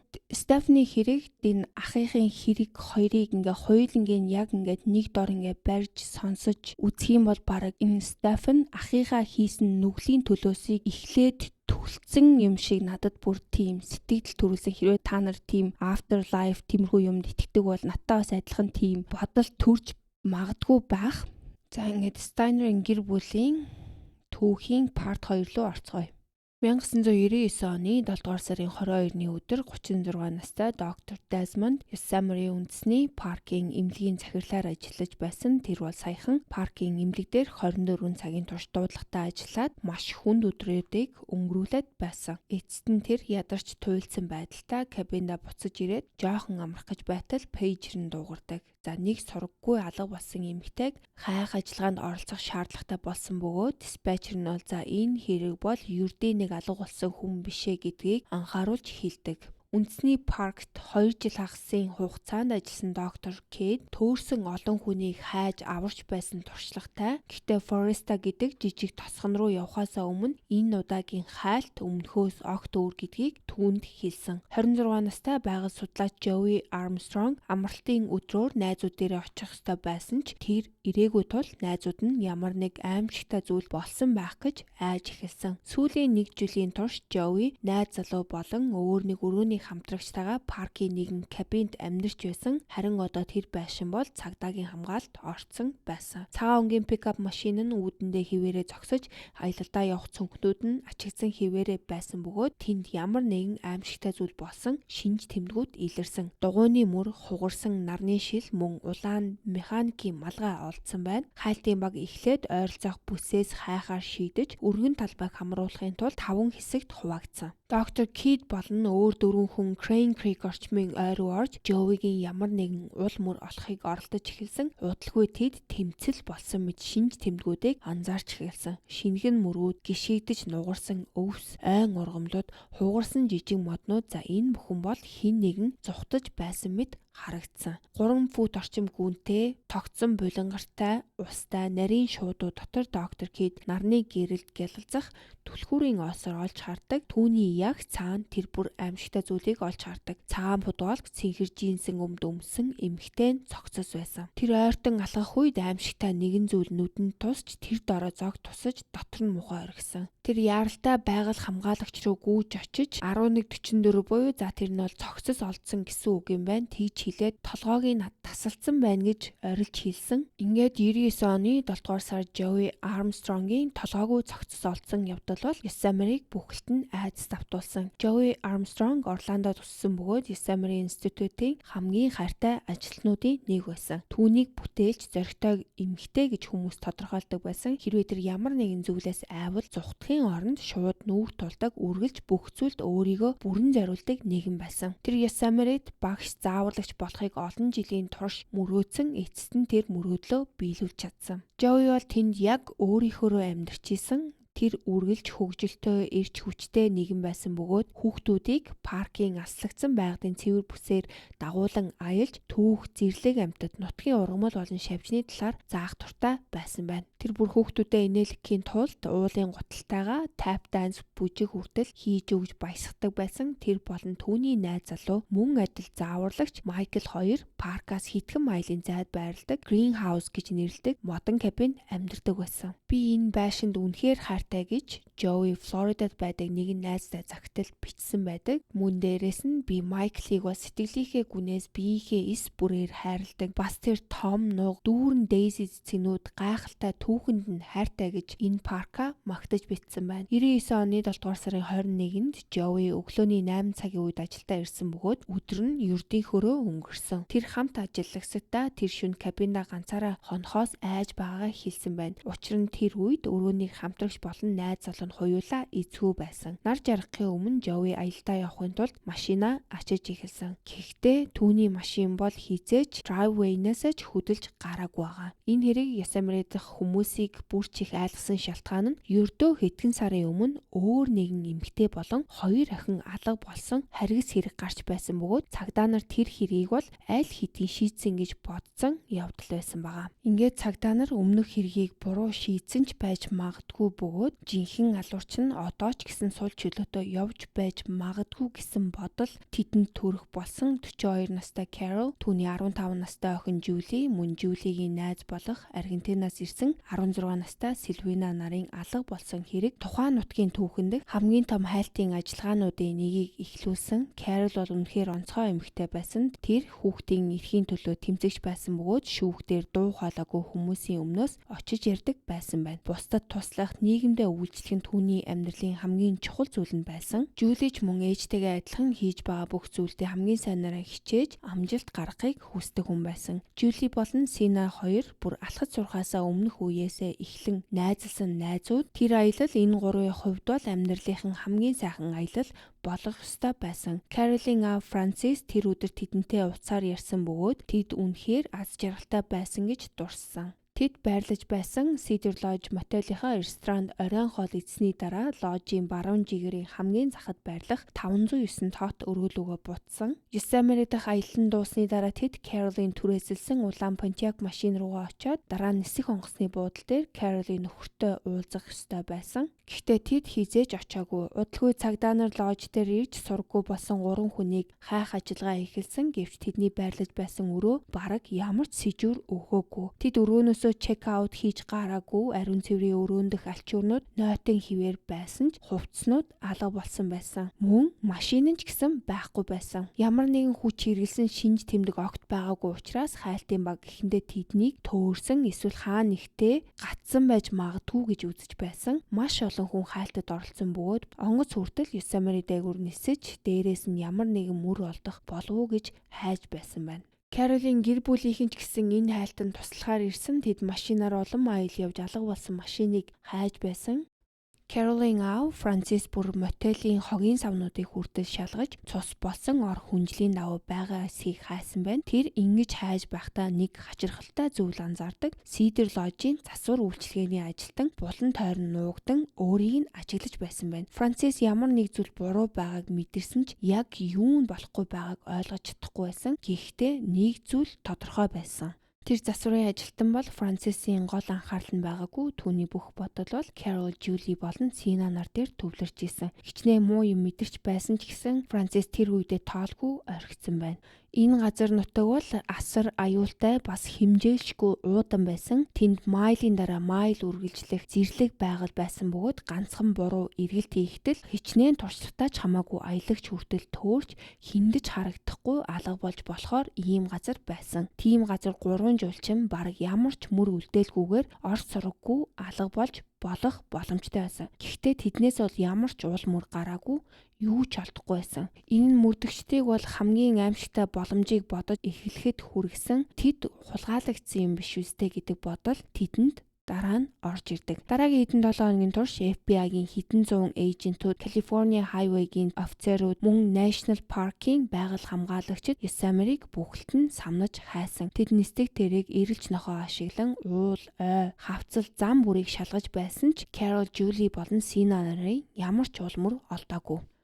1999 оны 3 сарын 19-нд тэд алга болсноос ердөө сар гаруйн дараа нэгэн явган аялагч Cedar Lodge-оос олон милийн алсад байдаг мод бэлтгэлийн эзгүй зам дээр шатаж сүйдсэн Pontiac машиныг олдог. Удалгүй тэр машин бол Carol-ийн түрээсэлсэн алга болсон машин мөн болгон тогтоогдсон. Гал маш хүчтэй шатсан болохоор машин дээр 25 фут өндөр моднууд хүртэл төлөгдөж, мөчрүүд нь хүртэл харлаж гимтсэн байж. Машины тэшний хэсгээс мөрдөгчд Carol болон Sina нарын шатсан мөн хүлээстэй цогцуудыг олсон. Харин Julie-гийн ямар ч улмөр байгаагүй. Машины эргэн тойронд хид хідэн гутал хувцас хөглөрөн хөвтөж байсан нь гэр бүлийнхэнд багахан ч гэсэн итгэл найдвар төрүүлдэг. Магадгүй Julie амьд үлдэж зугтаж чадсан юм биш үстэй гэж бодсон байна. Үүний дараа мөрдөгчд болон эйжентүүд тэр бүсийг бүрч эрчимтэй нэгжиж эхэлсэн бөгөөд Julie ойролцоо хаа нэгтээ амьд байгаа болов уу гэж найдсан. Машины ойролцоо олдсон зүйлсийн нэг нь бол зургийн аппарат байсан. Дотор нь аялын үеэр хүмүүсийн авдаг жирийн зургууд байсан. Тэр зургууд дээр Carol, Julie болон Sina нарын алга болсон шөнөө Cedar Lodge дотор тайван сууж, инээлдэн хөгжилдөж, оройгоо амархаар бэлдэж байсан нь харагддаг. За тэгээд үүнээс хойшоо өөр ямар ч зураг байгаагүй. Энэ үед Yosemite Park даяар айдас бол урд өмнө нь бараг хизээж мэдрэгдэж байгаагүй тэр хэмжээнд тархсан. Энэ газар угаасаа хүмүүсийн хувьд аюулгүй орогных газар мэт санагддаг байсан. Хүчирхийллийн гэмт хэрэг бараг гардаггүй байсан байгаа. Олон жилийн турш парк бол Америкийн хамгийн аюулгүй зэрлэг байгалийн бүсүүдийн нэг гэдгээрээ бахархдаг байсан бөгөөд гэмт хэргийн төвшин бол маш бага болохоор байгаль хамгаалагчид хаяа нэг хулгай эсвэл төөрсөн аялагчтай холбоотой асуудлаас өөр зүйлтэй бараг нүүх тулгарч байгаагүй юм байна. Эцэг эхчүүд айж сандарсан байдалтай уцтаж эхэлсэн. Хүүхдийн аяллаа бүлгийн удирдагчид ямар замаас зайлсхийх ёстойгоо асууж урд нь паркаар чөлөөтэй хэсдэг байсан жуулчид хүртэл одоо хөтөчтэй аяллаас холдгоо болсон байна. Тэр үед паркт байрлаж байсан нэгэн эмэгтэй засвар үйлчилгээний ажилтнуудын нэгтэй ярилцаж байсан. Тэр хэлэхдээ Julie одоо хүртэл олоогүй байгаа нь ямар аимшигтай юм бэ гэхэд тэр ажилтан би энэ мэдрэмжийг бол маш сайн ойлгож байна гэж хариулдаг. За учир нь түүний ах өмнө нь бас нэг удаа алга болж байсан бөгөөд тэр Julie-г удахгүй олдоосоо гэж найдаж байгаа хэлсэн байна. Хэд хоногийн дараа FBI-д нэг захиа ирдэг. Дотор нь гараар зурсан газрын зураг байсан бөгөөд Highway 120-оос эхлэх замыг зурж нэг резервуарын ирэг дээр X тэмдэг тавьсан байна. За тэмдэглэл дээр нь энэ дээр бид нар өстой хөвгөлтэй байсан гэж бичсэн байна. FBI цаг алдалгүй газрын зураг дээр байсан газар руу явсан. Тэд эргэлж нохоогоо тавьсан бөгөөд нохой тун удалгүй нэгэн аимшигтай зүйлийг олдог. Ингээд Julie эцэст нь олдсон байна. За ингээд Carol-ийн машиныг орхисон газраас ердөө хитгэн маилийн зайд Julie-гийн цогцыг өтгөн бутан дунд нуугдсан байдалтай олдсон байна. Түүний хоолойг маш харгас хэрцгийгээр зүссэн. Хавар болоход FBI бол Modesto хотоос гаралтай хоёр үндсэн сэжигтэн дээр төвлөрч эхэлсэн. Тэд бол хүчирхийллийн түүхтэй, харт тамхины асуудалтай, өмнө нь ял идэлж байсан хүмүүс байсан байна. Michael болон түүний хагас ах Eugene хоёр тухайн үед Modesto тойргийн шоронд хоригдож байсан. Michael нь Modesto хотын нэгэн цагдаа буудсан хэрэг, харин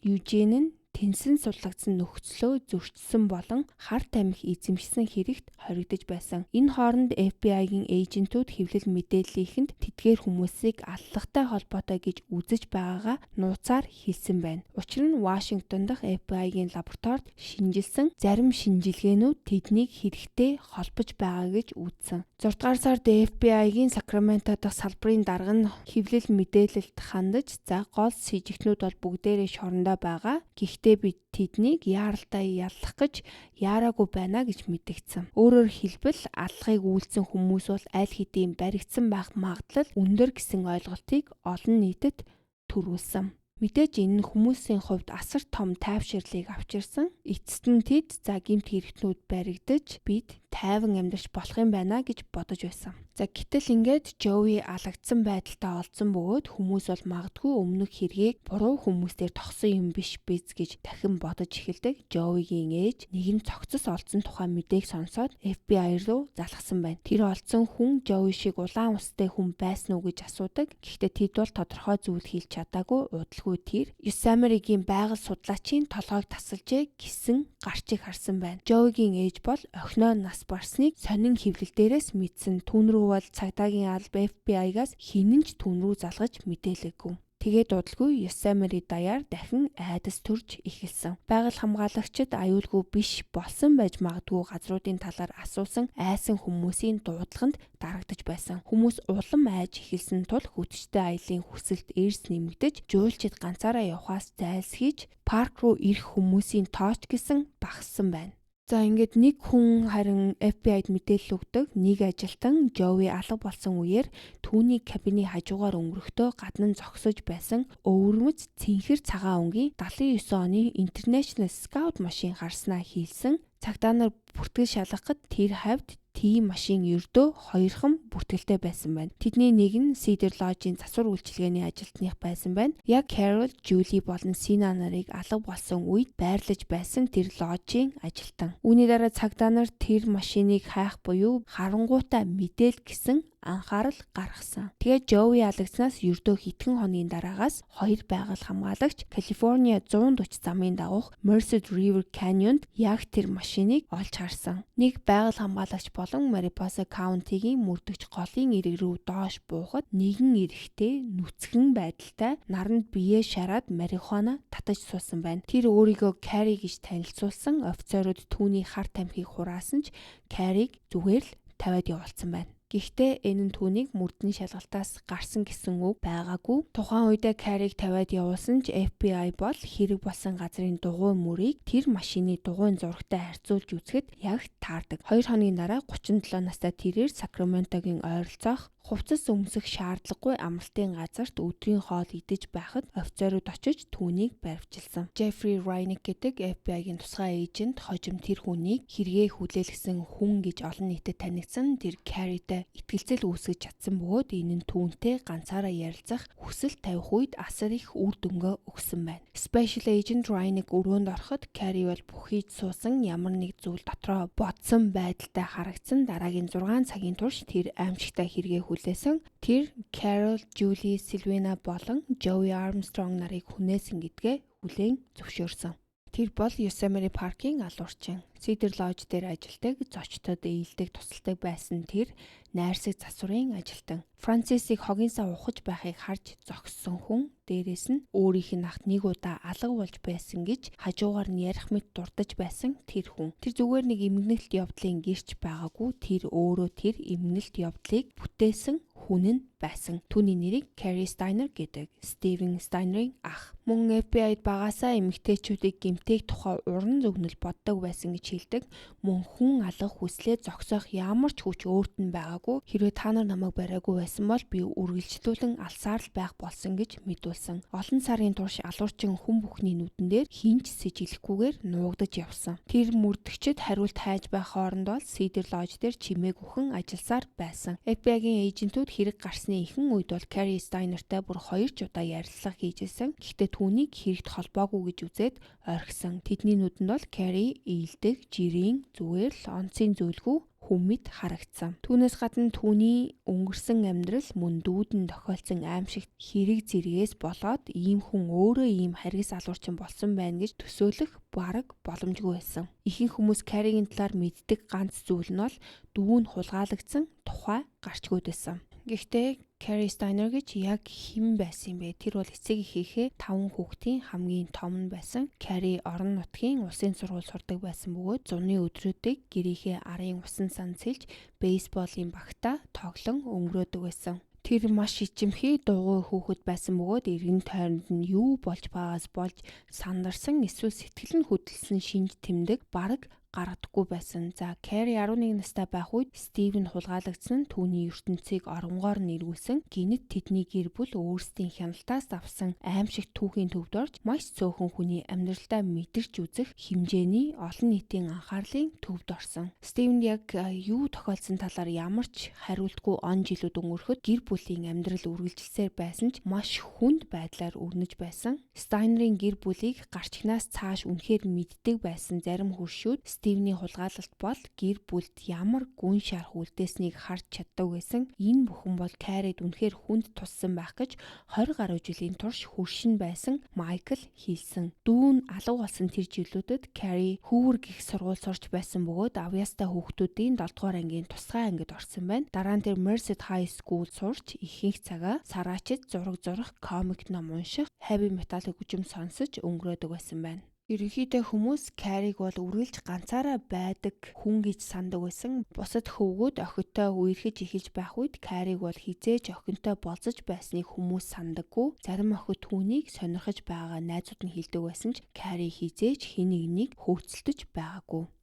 18 настай Carrie бол өсвөр насаа дүүгүүгээрээ өнгөрөөсөн байсан. Тэгээд гинэт бараг боломжгүй мэт санагдаж байсан зүйл болж Стивен гэртээ эргэн ирсэн. Үүнийг ойроос харсан хүмүүсийн хувьд бол Carrie-гийн доторх тэмцэл чанга ил тод биш байсан ч ерөнхийдөө хүмүүст харагдаж байсан гэж ярьдаг. Дэлхийн бусад хүмүүс энэ бүхнийг зөвхөн алсаасаа хэлж байхад Carrie болон түүний гэр бүл аимшигт явдлын дараах амьдралаа авч явах гэж оролдож байсан бөгөөд Carrie-гийн доторх мэдрэмжүүд гаднаасаа харагдахгүй ч чимээгүйхэн буцалж байсан байгаа. Стивний талаар бичигдсэн I Know My First Name is Steven гэдэг нэртэй номонд Carrie-гийн нэгэн дурсамж орсон байдаг. Тэр хэлэхдээ Стивен алга болсны дараа нэг орой гадагшаа гараад од руу харж дүүгээ гэртээ эргэж ирээсэй гэж хүсэж байснаа санаж байна. Тэр цагаас хойшоо Стивен эргэж ирэх хүртэл бараг цэлмэг шүн болгон би ингэж хүсдэг байсан. Би энэ тухайга хиндэж ярьж байгаагүй. Гэхдээ би дандаа од руу хараад бяцхан дүүгээ гэртээ эргэж ирээсэй хүсдэг байсан гэж ярьсан байна.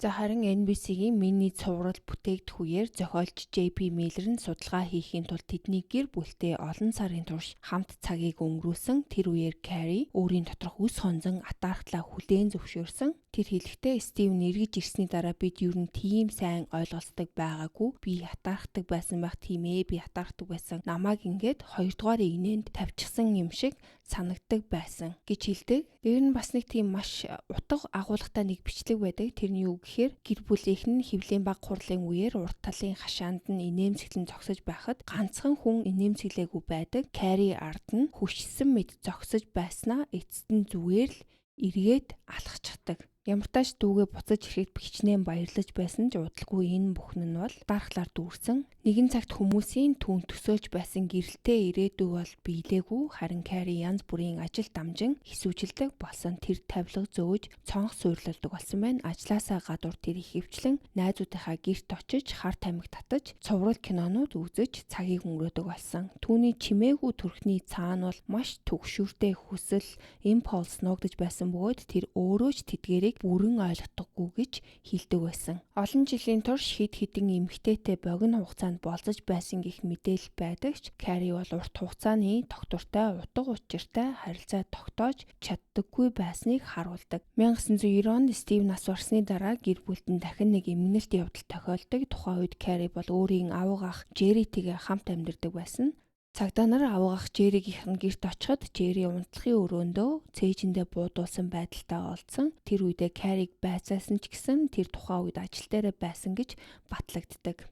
Мөн алгын өмнөхөн нэг орон гэргүүхэн тэр хаваар эргэлдэж байсан гэж мэдүүлсэн ч энэ мөр хаашаач хүрээгүй бөгөөд хэрэг шийдэгдээгүй хэвээр үлдсэн. Дараа нь харин энэ алгуутай холбогдож баригдсны дараа гэр бүлийнх нь Carrie-г өөрийн аваг ахаа алсан байх гэж үздэг. Яагаад тэгэхээр Carrie өмнө нь Jerry гэх энэ аваг ах нь Carrie-г хүчирхийлж байсан гэдэг талаар урд нь ярьж исэн. Тийм болохоор тэр хүнийг алсан гэж үздэг. Гэхдээ энэ нь бол тухайн үед батлагдаагүй. Carrie бол нилээд хідэн жижиг сажиг гэмт хэрэгүүд бол хийж байсан. Түүний сүүлийн ажлуудын нэг нь бол шил зүсэгч байсан. За нэг өдөр найз нь Carrie-г маш emotional байдалтайгаар олоод юу болсныг нь асуухад Carrie найздаа би яг одоо машиндаа суугаад офис руугаа очиод дарга болон дотор байгаа бүх хүнийг алаад тэр газрыг шатаамаар байна гэж хэлдэг. За түүний найз нь бол Carrie-г сэтгцийн эмчилгээний төвд оруулж чадсан бөгөөд тэнд Carrie зөвлөгөө авдаг. Удалгүй тэр ажилдаа буцаж очиж цалингаа аваад дахиж хизээч эргэж ирээгүй байна. За үүний дараа 97 онд тэр худалдаалах зорилготой марихуана эзэмшсэн хэрэгээр баривчлагдсан. Тэр жилийнхээ зун нь Carrie Highway 140 зам дагуу парк руу ордог Cedar Lodge мотелд засварын ажилтнаар ажилд орсон. Тэр сантехникийн эвдэрлээс эхлээд усан сангийн тавилга байрлуулах хүртэл мотелийг ажилуулах хэрэгтэй жижиг сажиг бүх ажил буюу хандиманы ажлыг хийдэг байсан. Амралтын өдрүүдээрээ тэр голын дагуух тусгаарлагдсан газруудад очиж нүцгэн наранд биеэ шарах дуртай гэдгээрээ танигдсан байсан. Carrie-гийн үргэлж хийдэг нэг зүйл нь бол хаач явсан үүргэвч авч явдаг байсан баа. Дараа нь тэрийг бол murder kit буюу аллахын иж бүрэн зэвсэг гэж нэрлэгдэх болсон тэр үүргэвчэнд нь буу, скотч болон хутга байдаг байсан байна. Удалгүй тэр ложид ажилдаг хоёр бага охинтой зөөгч эмэгтэйтэй үерхэж эхэлсэн. Хожим тэр эмэгтэй охин Carrie-тэй холбоотой өөрийн туршлагаа ярьдаг. Түүний хэлснээр бол Carrie анхандаа аюулгүй энгийн хүн шиг харагддаг байсан ч тэр дүр төрх нь бол удалгүй өөрчлөгдөж эхэлсэн. Нэг удаа тэд голын ирэг дээр байхад Carrie бүх хувцаа тайлсан байна. Тэр охин маш эвгүй санагдсан ч Carrie-г анзаарахгүй байхыг хичээж эрийгээд голын дээгүүр алхаж явсан гэж мэдүүлсэн. За түүний талаар гарч ирсэн аимшигтай мэдээлүүд бол үүгээр дуусаагүй. FBI-гийн эйжент Jeff Reineke-ийн хэлснээр бол Carrie 2 дугаар сарын 15-нд найз охин болон түүний хоёр охиныг алхаар төлөвлөж байсан гэж өөрөө хэлсэн. Гэхдээ тэдний амьдардаг газрын ойролцоо өөр хүн байгаа хараад энэ төлөвлөгөөгөө хэрэгжүүлэх боломжгүй болсон гэж ойлгосон. Тиймээс тэр төлөвлөгөөгөө өөрчилсөн. 99 оны 2 дугаар сарын 15. Carrie хэлэхдээ би тэнд нэг саарал машин ганцаараа зогсож байхыг харсан. Би дотор нь хоёр эмэгтэй болон ээж нь байгааг харж байсан. За үүнээс цаашаа яригдах юм бол Carrie-гийн өгсөн мэдүүлгийн яриа байгаа. Carrie хэлэхдээ оройн 11 цагийн үед тэр олс, скотч, хутга, буу хийсэн түүл боксоо бариад 509 тоот өргөлөв очсон. Тэр хаалга тогшоод өөрийгөө мотелийн засварчин гэж танилцуулан дээрх өрөөнөөс ус алдаж байгаа болохоор таазанд усны гэмтэл байгаа эсхийг шалгах хэрэгтэй байна гэж Carroll-д хэлсэн. Carroll болгоомжтой хандаж эргэн тойрноо шалгаад ямар ч ус алдалтын шинж тэмдэг байгаагүй ч Carrie бол зүтгэсээр байгаа дотгошоо орж чадсан. Эхэндээ Carrie жирийн зүйл ярин small talk хийж жүжигээ үргэлжлүүлэхийн тулд угаалгын үрээ рүү орсон. За харин гарч ирэхдээ гартаа буу барьсан. Тэгээд тэдэнд сандрах хэрэггүй гэж хэлсэн. Тэр өөрийгөө зөвхөн дээрэм хийх гэж ирсэн гэж хэлээ. Тэднийг скотч рамыг нь бөглөж хүлээд Сина болон Жюлийг угаалгын өрөө рүү оруулсны дараа орон дээр байсан Carroll руу буцаж очсон. Ямар ч үг хэлэлгүйгээр тэр Carroll-ыг олсоо шиглэж боомлж алсан. Дараа нь хэлэхдээ хүнийг боомлж алах ямар хэцүү байдгийг би мэдээгүй амар биш юм байна гэж хэлсэн. Carroll-ийн түлхүүрийг аваад тэр цогцыг гадагшин чирч улаан Pontiac машины тээшинд хийсэн. Дараа нь тэр буцаж орж ирээд Жюли бодон Синаг бэлгийн хүчирхийлэлд өртүүлсний дараа тэднийг салгасан байна. Тэр Жюлиг хажуу өрөөний угаалгын өрөөнд аваачиж хэрэг болсон газрыг цэвэрлэхийн тулд хүлээстэй норхиод явсан. Дараа нь Синаг ванны өрөөнд боомлж алсан. Өглөөний 4 цагийн үед Carrie Жюлиг машин руу авч гарч урд суудал дээр суулгасан. Хожим тэр FBI тэр үед ээж болон Сина аль хэдийн нас барсныг мэдээгүй байсан гэж хэлсэн.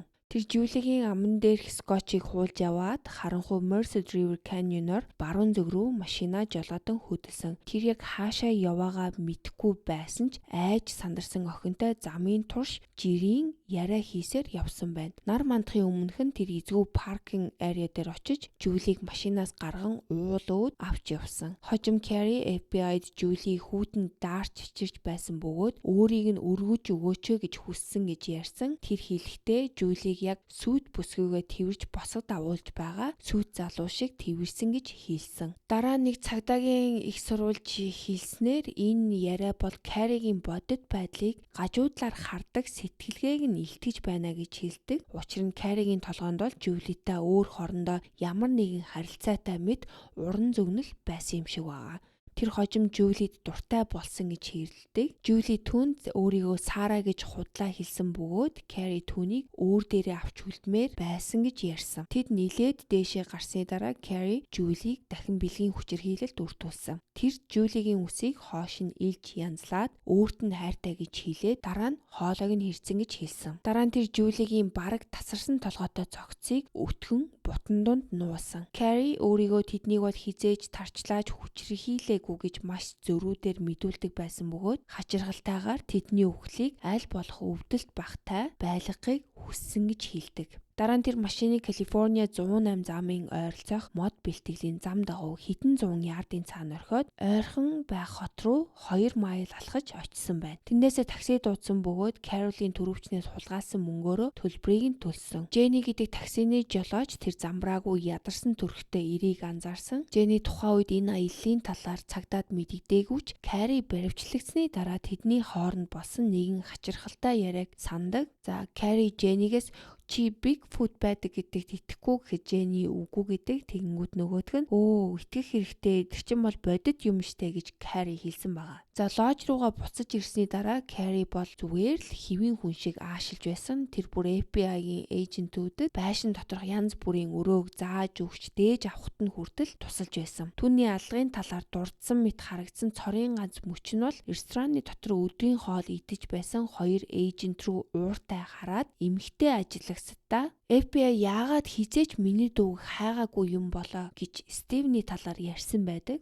Мөн Carrie хүн алах импульсоо цаашид бол үл тоомсорлож чадахгүй гэдгээ мэдэж байсан гэж хэлсэн. Дээрээс нь би баригдах эсвэл алагдах хүртлээр алсаар л байх байсан гэж хэлсэн. Тэр өвлийн улиралд босод ажилтны адил түр халагдсан байсан ч Carol болон Синагийн цогцос олдсны маргааш буюу 3 дугаар сарын 20-нд лож дээрээ дахин ажилд орсон байна. Тэр мөн Жюлигийн цогцос хаана байгааг заасан загтлыг өөрөө бичиж FBI руу илгээсэн гэдгээ хүлээн зөвшөөрсөн. Carrie өөрийн хамгийн анхны харанхуй уран зөглийн талаар ч гэсэн ярьсан. Тэр ердөө 7 настай байхдаа эцэг эх нь хүнсээ цуглуулж байх хооронд машин дотор сууж байсан. Тэр дэлгүүрийн цонхоор кассан дээр ажиллаж байсан эмэгтэйчүүд рүү ширтэж байгаад тэднийг алвал ямар байх болоо гэж төсөөлж ихэлсэн гин. Тэр цагаас хойшоо ийм уран зөгнөлүүд бол байнга эргэж гарч ирдэг болсон. Эмэгтэйчүүдэд зориулж урьг тавьж тэднийг алах тухай байнгын мөрөөддөг болсон байна. Тэр 30 жилийн турш энэ бүхнийг дотроо хадгалж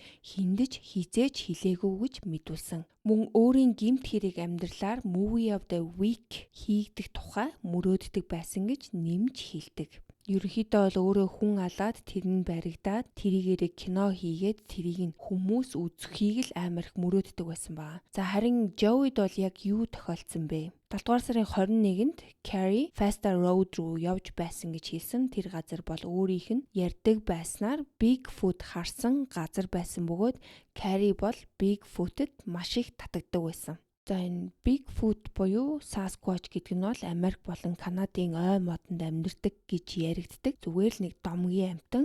Хүмүүс түүнийг бол маш өндөр үсэрхэг 2 хөл дээрээ явдаг хүнтэй төстэй гэж дүрсэлдэг ийм үлгэрийн амьтан байгаа юм. Зарим хүмүүс бол энэ Bigfoot-ыг яг энэ Carrie шиг харсан гэж итгэдэг хүмүүс ч байдаг. Тэгээд энэ талаар бол маш олон янзын кино зохиолууд байдаг. Түүний хэлснээр бол тэр 26 настай Joey-тэй энэ Bigfoot-ийн талаар ярилцаж байсан гэсэн. Тэр Joey кабиныхын урд санамсаргүй таарсан бөгөөд ганцаараа байгааг нь ойлгоод алах хүслээ хянаж чадаагүй гэж хэлсэн. Би тийм зүгээр л горш руу чулуу шидээд явж байсан. Тэгээд түүнийг дахин гарч ирэхийг хараад ганцаараа байгаа юм шиг санагдсан гэж хэлсэн. Дараах зүйл бол Carrie өөрийнхөө хэлснээр Joey-тэй уулзсны дараа болсон явдал байгаа.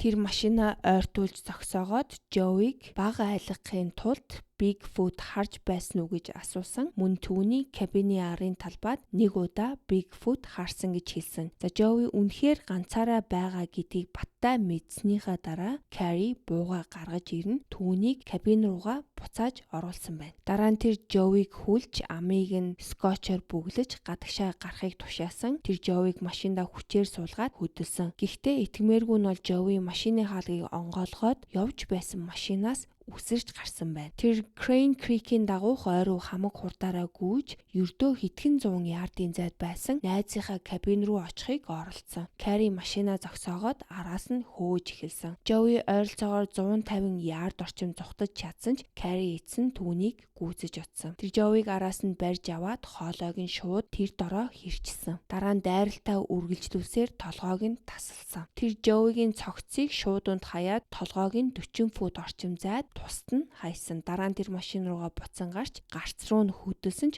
хоол явж чадаагүй. Машин нь нэвдэж хөдөлгөө болсон. Тэгээд тэрнийг парк рейнжерийг зогсоогоод машинаа чирүүлж явсан байгаа.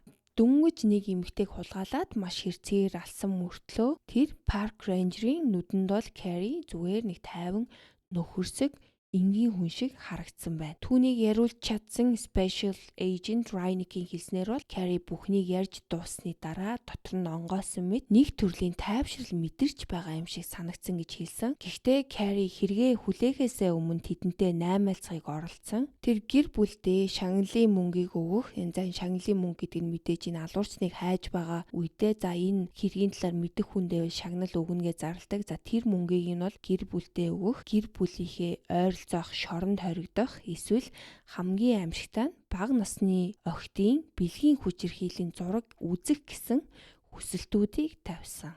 Carrie хэлэхдээ за би энэ бол ингээд өвчтөй, жигшүүртэй гаж зүйл гэдгийг мэднэ. Гэхдээ би ийм зүйл харахгүйгээр насан туршдаа шоронд суугаад аз жаргалтай байж чадахгүй гэж хэлсэн.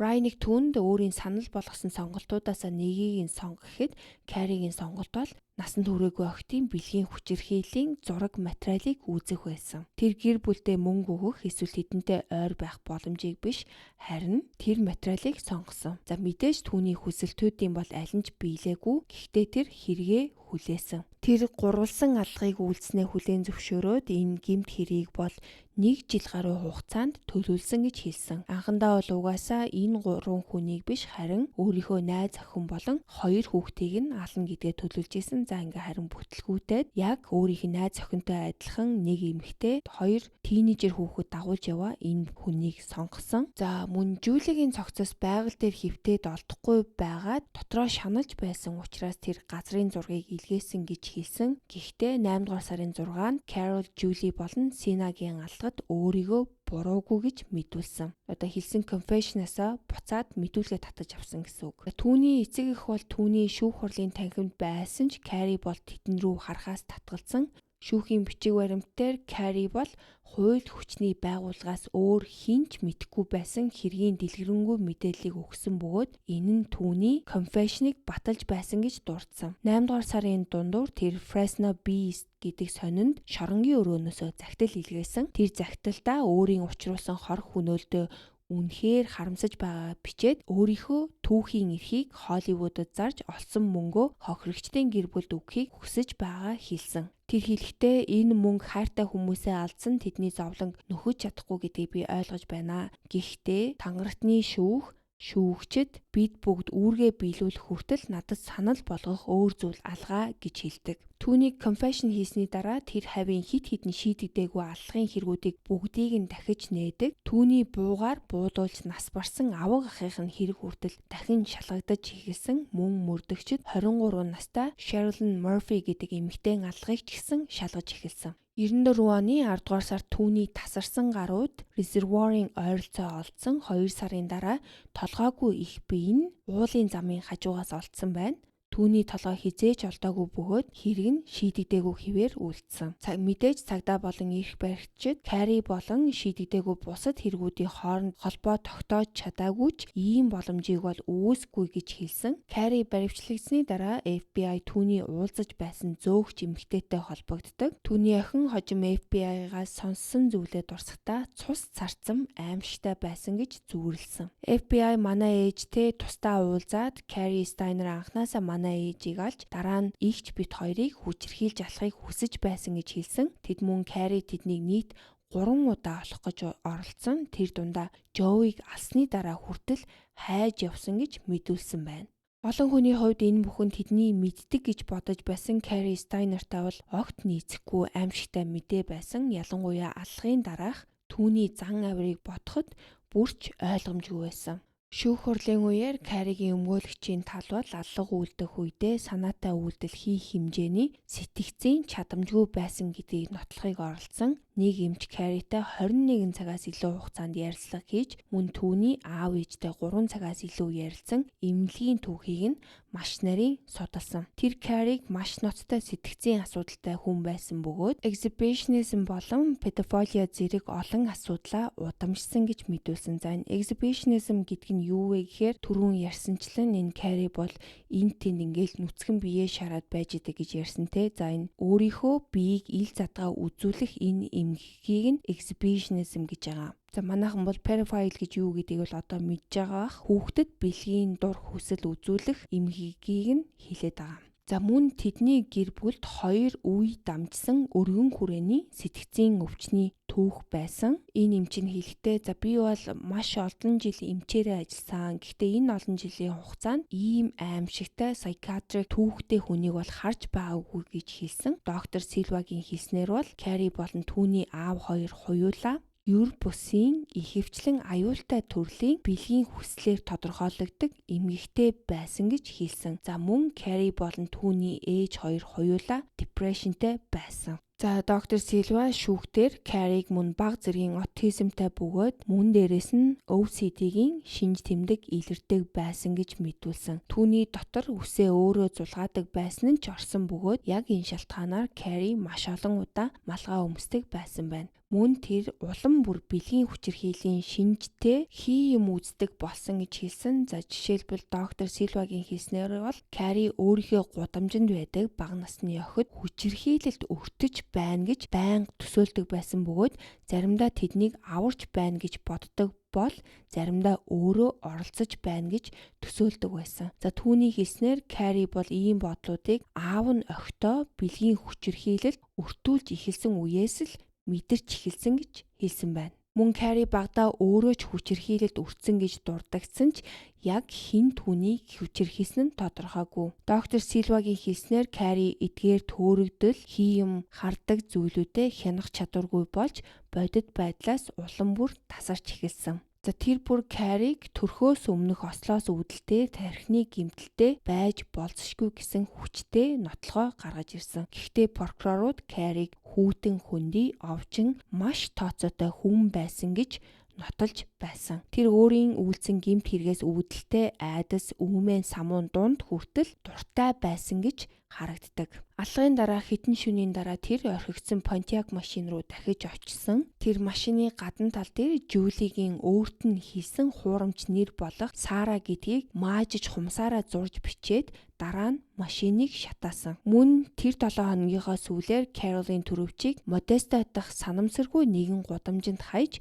мөрдөгчдийг албаар төөрөгдүүлэхийг оролцсон. Тэр мөн FBI руу илгээсэн захидлынхаа маркийг өөр хүнээр долоолгож наасан. Прокуроруудын хэлснээр бол энэ бол сэтгцийн хувьд чадваргүй хүний үйлдэл биш. Ингээд Carrie Steiner сэтгцийн хувьд хариуцлага хүлээх чадвартай гэж тогтоогдсон. Тангартны шүүх 5 цаг гаруй хэлсний дараа Carrie, Carol, Julie, Sina болон Joey нарыг урьдчилан төлөвлөж хөнөөсөн хэрэгт буруутай гэж үзсэн. Мөн Julie болон Sinad бэлгийн хүчирхийлэл үйлдсэн, мотелийн өрөөнд хууль бусаар нэвтэрсэн зэрэг өөр 5 хүнд гэмт хэрэгт буруутгасан. Эдгээр нь цаазын ял оноох боломжтой онцгой нөхцлүүд байсан. Маш сэтгэл хөдлөм аимшигтай нотлох баримтаар дүүрэн шүүх хурал дээр нэг удаа шүүгч бүр өөрийгөө барьж дийлэлгүй танхимаас гарсан. Хэдхэн минутын дараа буцаж ирэхэд нүүр нь улааж нүд нь нулимстай байсан. Шүүгч тангарахны зөвлөмжийг хүлээн авч Carrie Steiner, Carol, Julie болон Sinaгийн аллагын төлөө цаазын ял оноосон. За одоо эндээс та нарт Carrie Steiner-ийн шүүх хурлын явцыг ярив. За анх 99 оны 7 дугаар сард Carrie баривчлагдсан.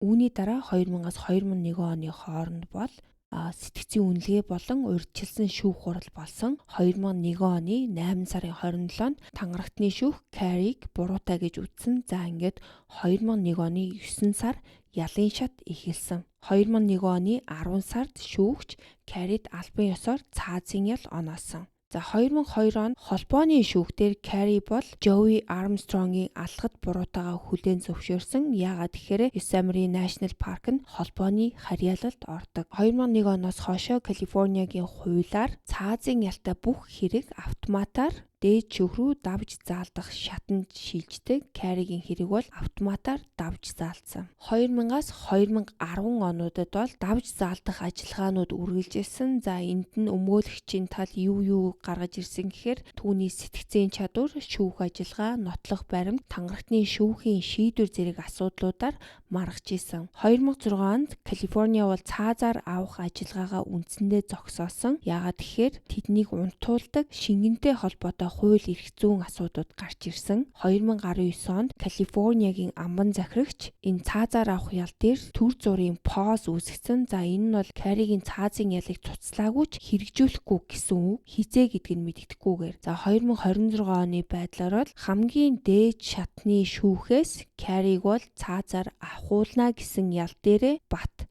зогсож хамгийн сүүлчийн давж заалдах хүсэлтийг нь татгалцсан. За ингээд 2001 онд албан ёсоор цаазаар авахуулах ял оноос нь ч гэсэн одоо 2026 оны 5 сар гэхэд цаазын ял нь хэрэгжээгүй одоо хүртэл шорондоо байсаар байна. Би та нарт бас энэ цаазлах ялын талаар сонирхолтой баримтууд хэлж өгье. За Калифорниа мужи бол орчин үеийн цаазлах ялын системийг дахин эхлснээс хойш 1978 оноос хойш гэсэн үг. Зөвхөн Калифорниа мужид 850-аас дээш хүн цаазаар авах ял авсан. Гэхдээ ердөө 13 хүнийг л цаазалсан. 78 оноос хойшоо нийтдээ цаазын ялаа хүлээгээд байсан хүмүүсээс 180 гаруй хүн нь бол цаазуулахаасаа өмнө нас барсан. Зарим нь өвчнөөр, зарим нь амиа хорлсон, зарим нь бол ялын шийтгэл нь өөрчлөгдсөн. За өнөөдрийн байдлаар ойролцоогоос 574-өөс 580 хүн Калифорниа мужид цаазын ялаа хүлээж байгаа. Калифорниа муж хамгийн сүүлд 2006 онд цаазаар авсан. Калифорниад цаазын ялаа хүлээж байгаа ялтны тоо бол Америкт хамгийн их. Гэхдээ яг цаазын ялаа хэрэгжүүлдэггүй том муж. Хүмүүс цаазын ялаа хүлээгээд ойролцоогоор 30-аас 40 жил хүлээдэг гэсэн ийм судалгаа байд юм байна. Тэгэхээр ерөнхийдөө бол цаазын ял авна гэдэг бол зүгээр л joke, зүгээр л насаараа шорон суухал нэртэй болчихж байгаа. Гэхдээ мэдээж бол яг цаазын ялаа хэрэгжүүлдэг муж байгаа. Texas муж байна. Texas муж бол одоогийн байдлаар 2026 оны 5 сарын байдлаар он гарснаас нийтдээ 3 хүнийг унтуулсан байгаа. Тэгэхээр ер нь мужуудаасаа хамаарад энэ хууль үйлчлэх үгүй юу гэдэг нь янз байдаг. Гэхдээ ер нь бол за цаазын ял авлаа гэхэд шууд маргааш нь ингээл тэр хүнийг унтуулцдаг гэсэн үг бол биш. За өнөөдөр та нартай ингээд нэг гэр бүлд тохиолдсон 2 хүүхдийн 2 өөр хувь заяаг ярьж өглөө. Та нар энэ дээрээс бас нэг юм ажилласан болов уу? Эхлээд ингээд Стефани хэрийг ярихад бол ингээд дандаа тэр гэр бүлийн талаар ерөөсөө ямар нэгэн муу зүйл яригдаагүй. Ерөнхийдөө ямар хүмүүс байсан талаар нь яригчаа. За дараа нь харин энэ Carey-гийн хэргийн талаар яриад ирэнгүүт гэр бүлийнхэн талаар хамаг муу мухай юм ил гарч ирж байгаа аахгүй. Ялангуяа шүүхтэр сэтгэл зүйчийн хийсэн дүгнэлт эдэр дээр бол бүр аавыг нь бол ямар амар педофайл байсан юм шиг л. Тэгэхээр нөгөө муу нэрийг хусавч арилахгүй гэдэг шиг. За тэр гэр бүлд ингээд нэг муу юм гараад ирэх юм бол тэр чигтэл ер нь ингээд бараг л муу хүмүүс юм шиг болчихж байгаа байхгүй юу? Миний хувьд гэхдээ энэ Carey бол ерөөсөө ингээд яг нэг жинхэнэ тийм цуврал алуурч юм шиг надад санагдаагүй. Яагаад тэгэхээр зүгээр л энэ бүхнийг ингээд нэр алдарт хүрхийн төлөө, хүмүүс танигдахын төлөө хийсэн юм шиг надад санагдсан. Гэхдээ зөвхөн надад бодож байгаа тэр бодол шүү. Яагаад тэгэхээр дүүдэн тохиолдсон юмыг хараад дүүн ямар их ингээд анхаарал халамж авч байгааг хараад тэрэнд нь бол угаасаа атаархдаг байснаа хэлсэн. Тэр үеэс л эхлээл нэг тийм л их анхаарал татмаар юм хийсэн юм шиг надад санагдсан. Тэгэнгүүтээ дараа нь ингээд худлаа яриад өө би багаас ийм байсан, тэгдэг байсан гэж нэг худлаа зохиож хүмүүсийн л нэг анхаарлыг татах гэж ийм юм хийсэн болоо да гэж бодогдсон. Дээрээс нь бас өөр юм дээр харагдаж ин гэхээр шоронд ахт сонин руу захиа бичээд би одоо ингээд Холливуд руу өөрийнхөө түүхийг зараад та нарт мөнгө өгнө нэтэр гэж байгаа нь бол өөрийгөө бас ингээд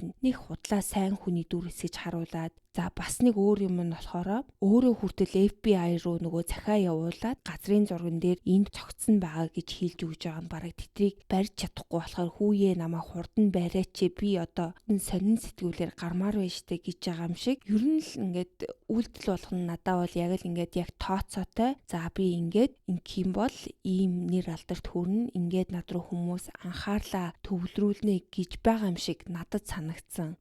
За бас нөгөө талаар бол зүгээр л яг бүр нэг төрмөл цуврал алуурчин юм шиг бас санагдсан. Тэгэхээр бол надад бол яг энэ хүн яагаад цуврал алуурчин болчихвоо гэсэн юм дээр бол надад яг тэгж оновчтой бодлол яг оруулж ирээгүй. Харин энэ хоёр хэрийг сонсоод та нарт юу гэж бодогдсон талаараа надаас бас өөрсдийнхөө бодлыг үлдээгээрэй. Би бол уг нь бол энэ нөгөө анхны нөгөө хохирогч дүүг нь дараа нь ингээд цуврал алуурчин болсонд бол би бол нэх гайхаад байхааргүй байсан. Яагаад тэгэхээр тэр их сэтгэлийн дарамт юмнаас бол маш их травматай болоод тэрийг гарч чадахгүй сүултээ бүр ингээд өөрийгөө алдсан бол бараг ингээд цуврал алуурчин болсонд нь бол гайхахгүй байх байсан. За гэхдээ мэдээж тийм зүйл болоогүй. За тэгээ өнөөдөр чинь бараг би бараг киноны дайтай л дугаараа бэлтлээ. Тэгээд та бүхний минь комент болгоно намайг цаашаа ингээд суугаа хөгжүүлэхэд тусалдаг шүү. Тийм болохоор subscribe хийгээгүй бол хийгээрэй. Комент заавал үлдээгээрэй. Ингээд өнөөдрийнхөө дугаарыг эхнээс нь дуустал нь сонсон та бүхэндээ үнэхээр их баярлалаа. Ингээд дараагийнхаа дугаараар уулзлаа. Баяр таа.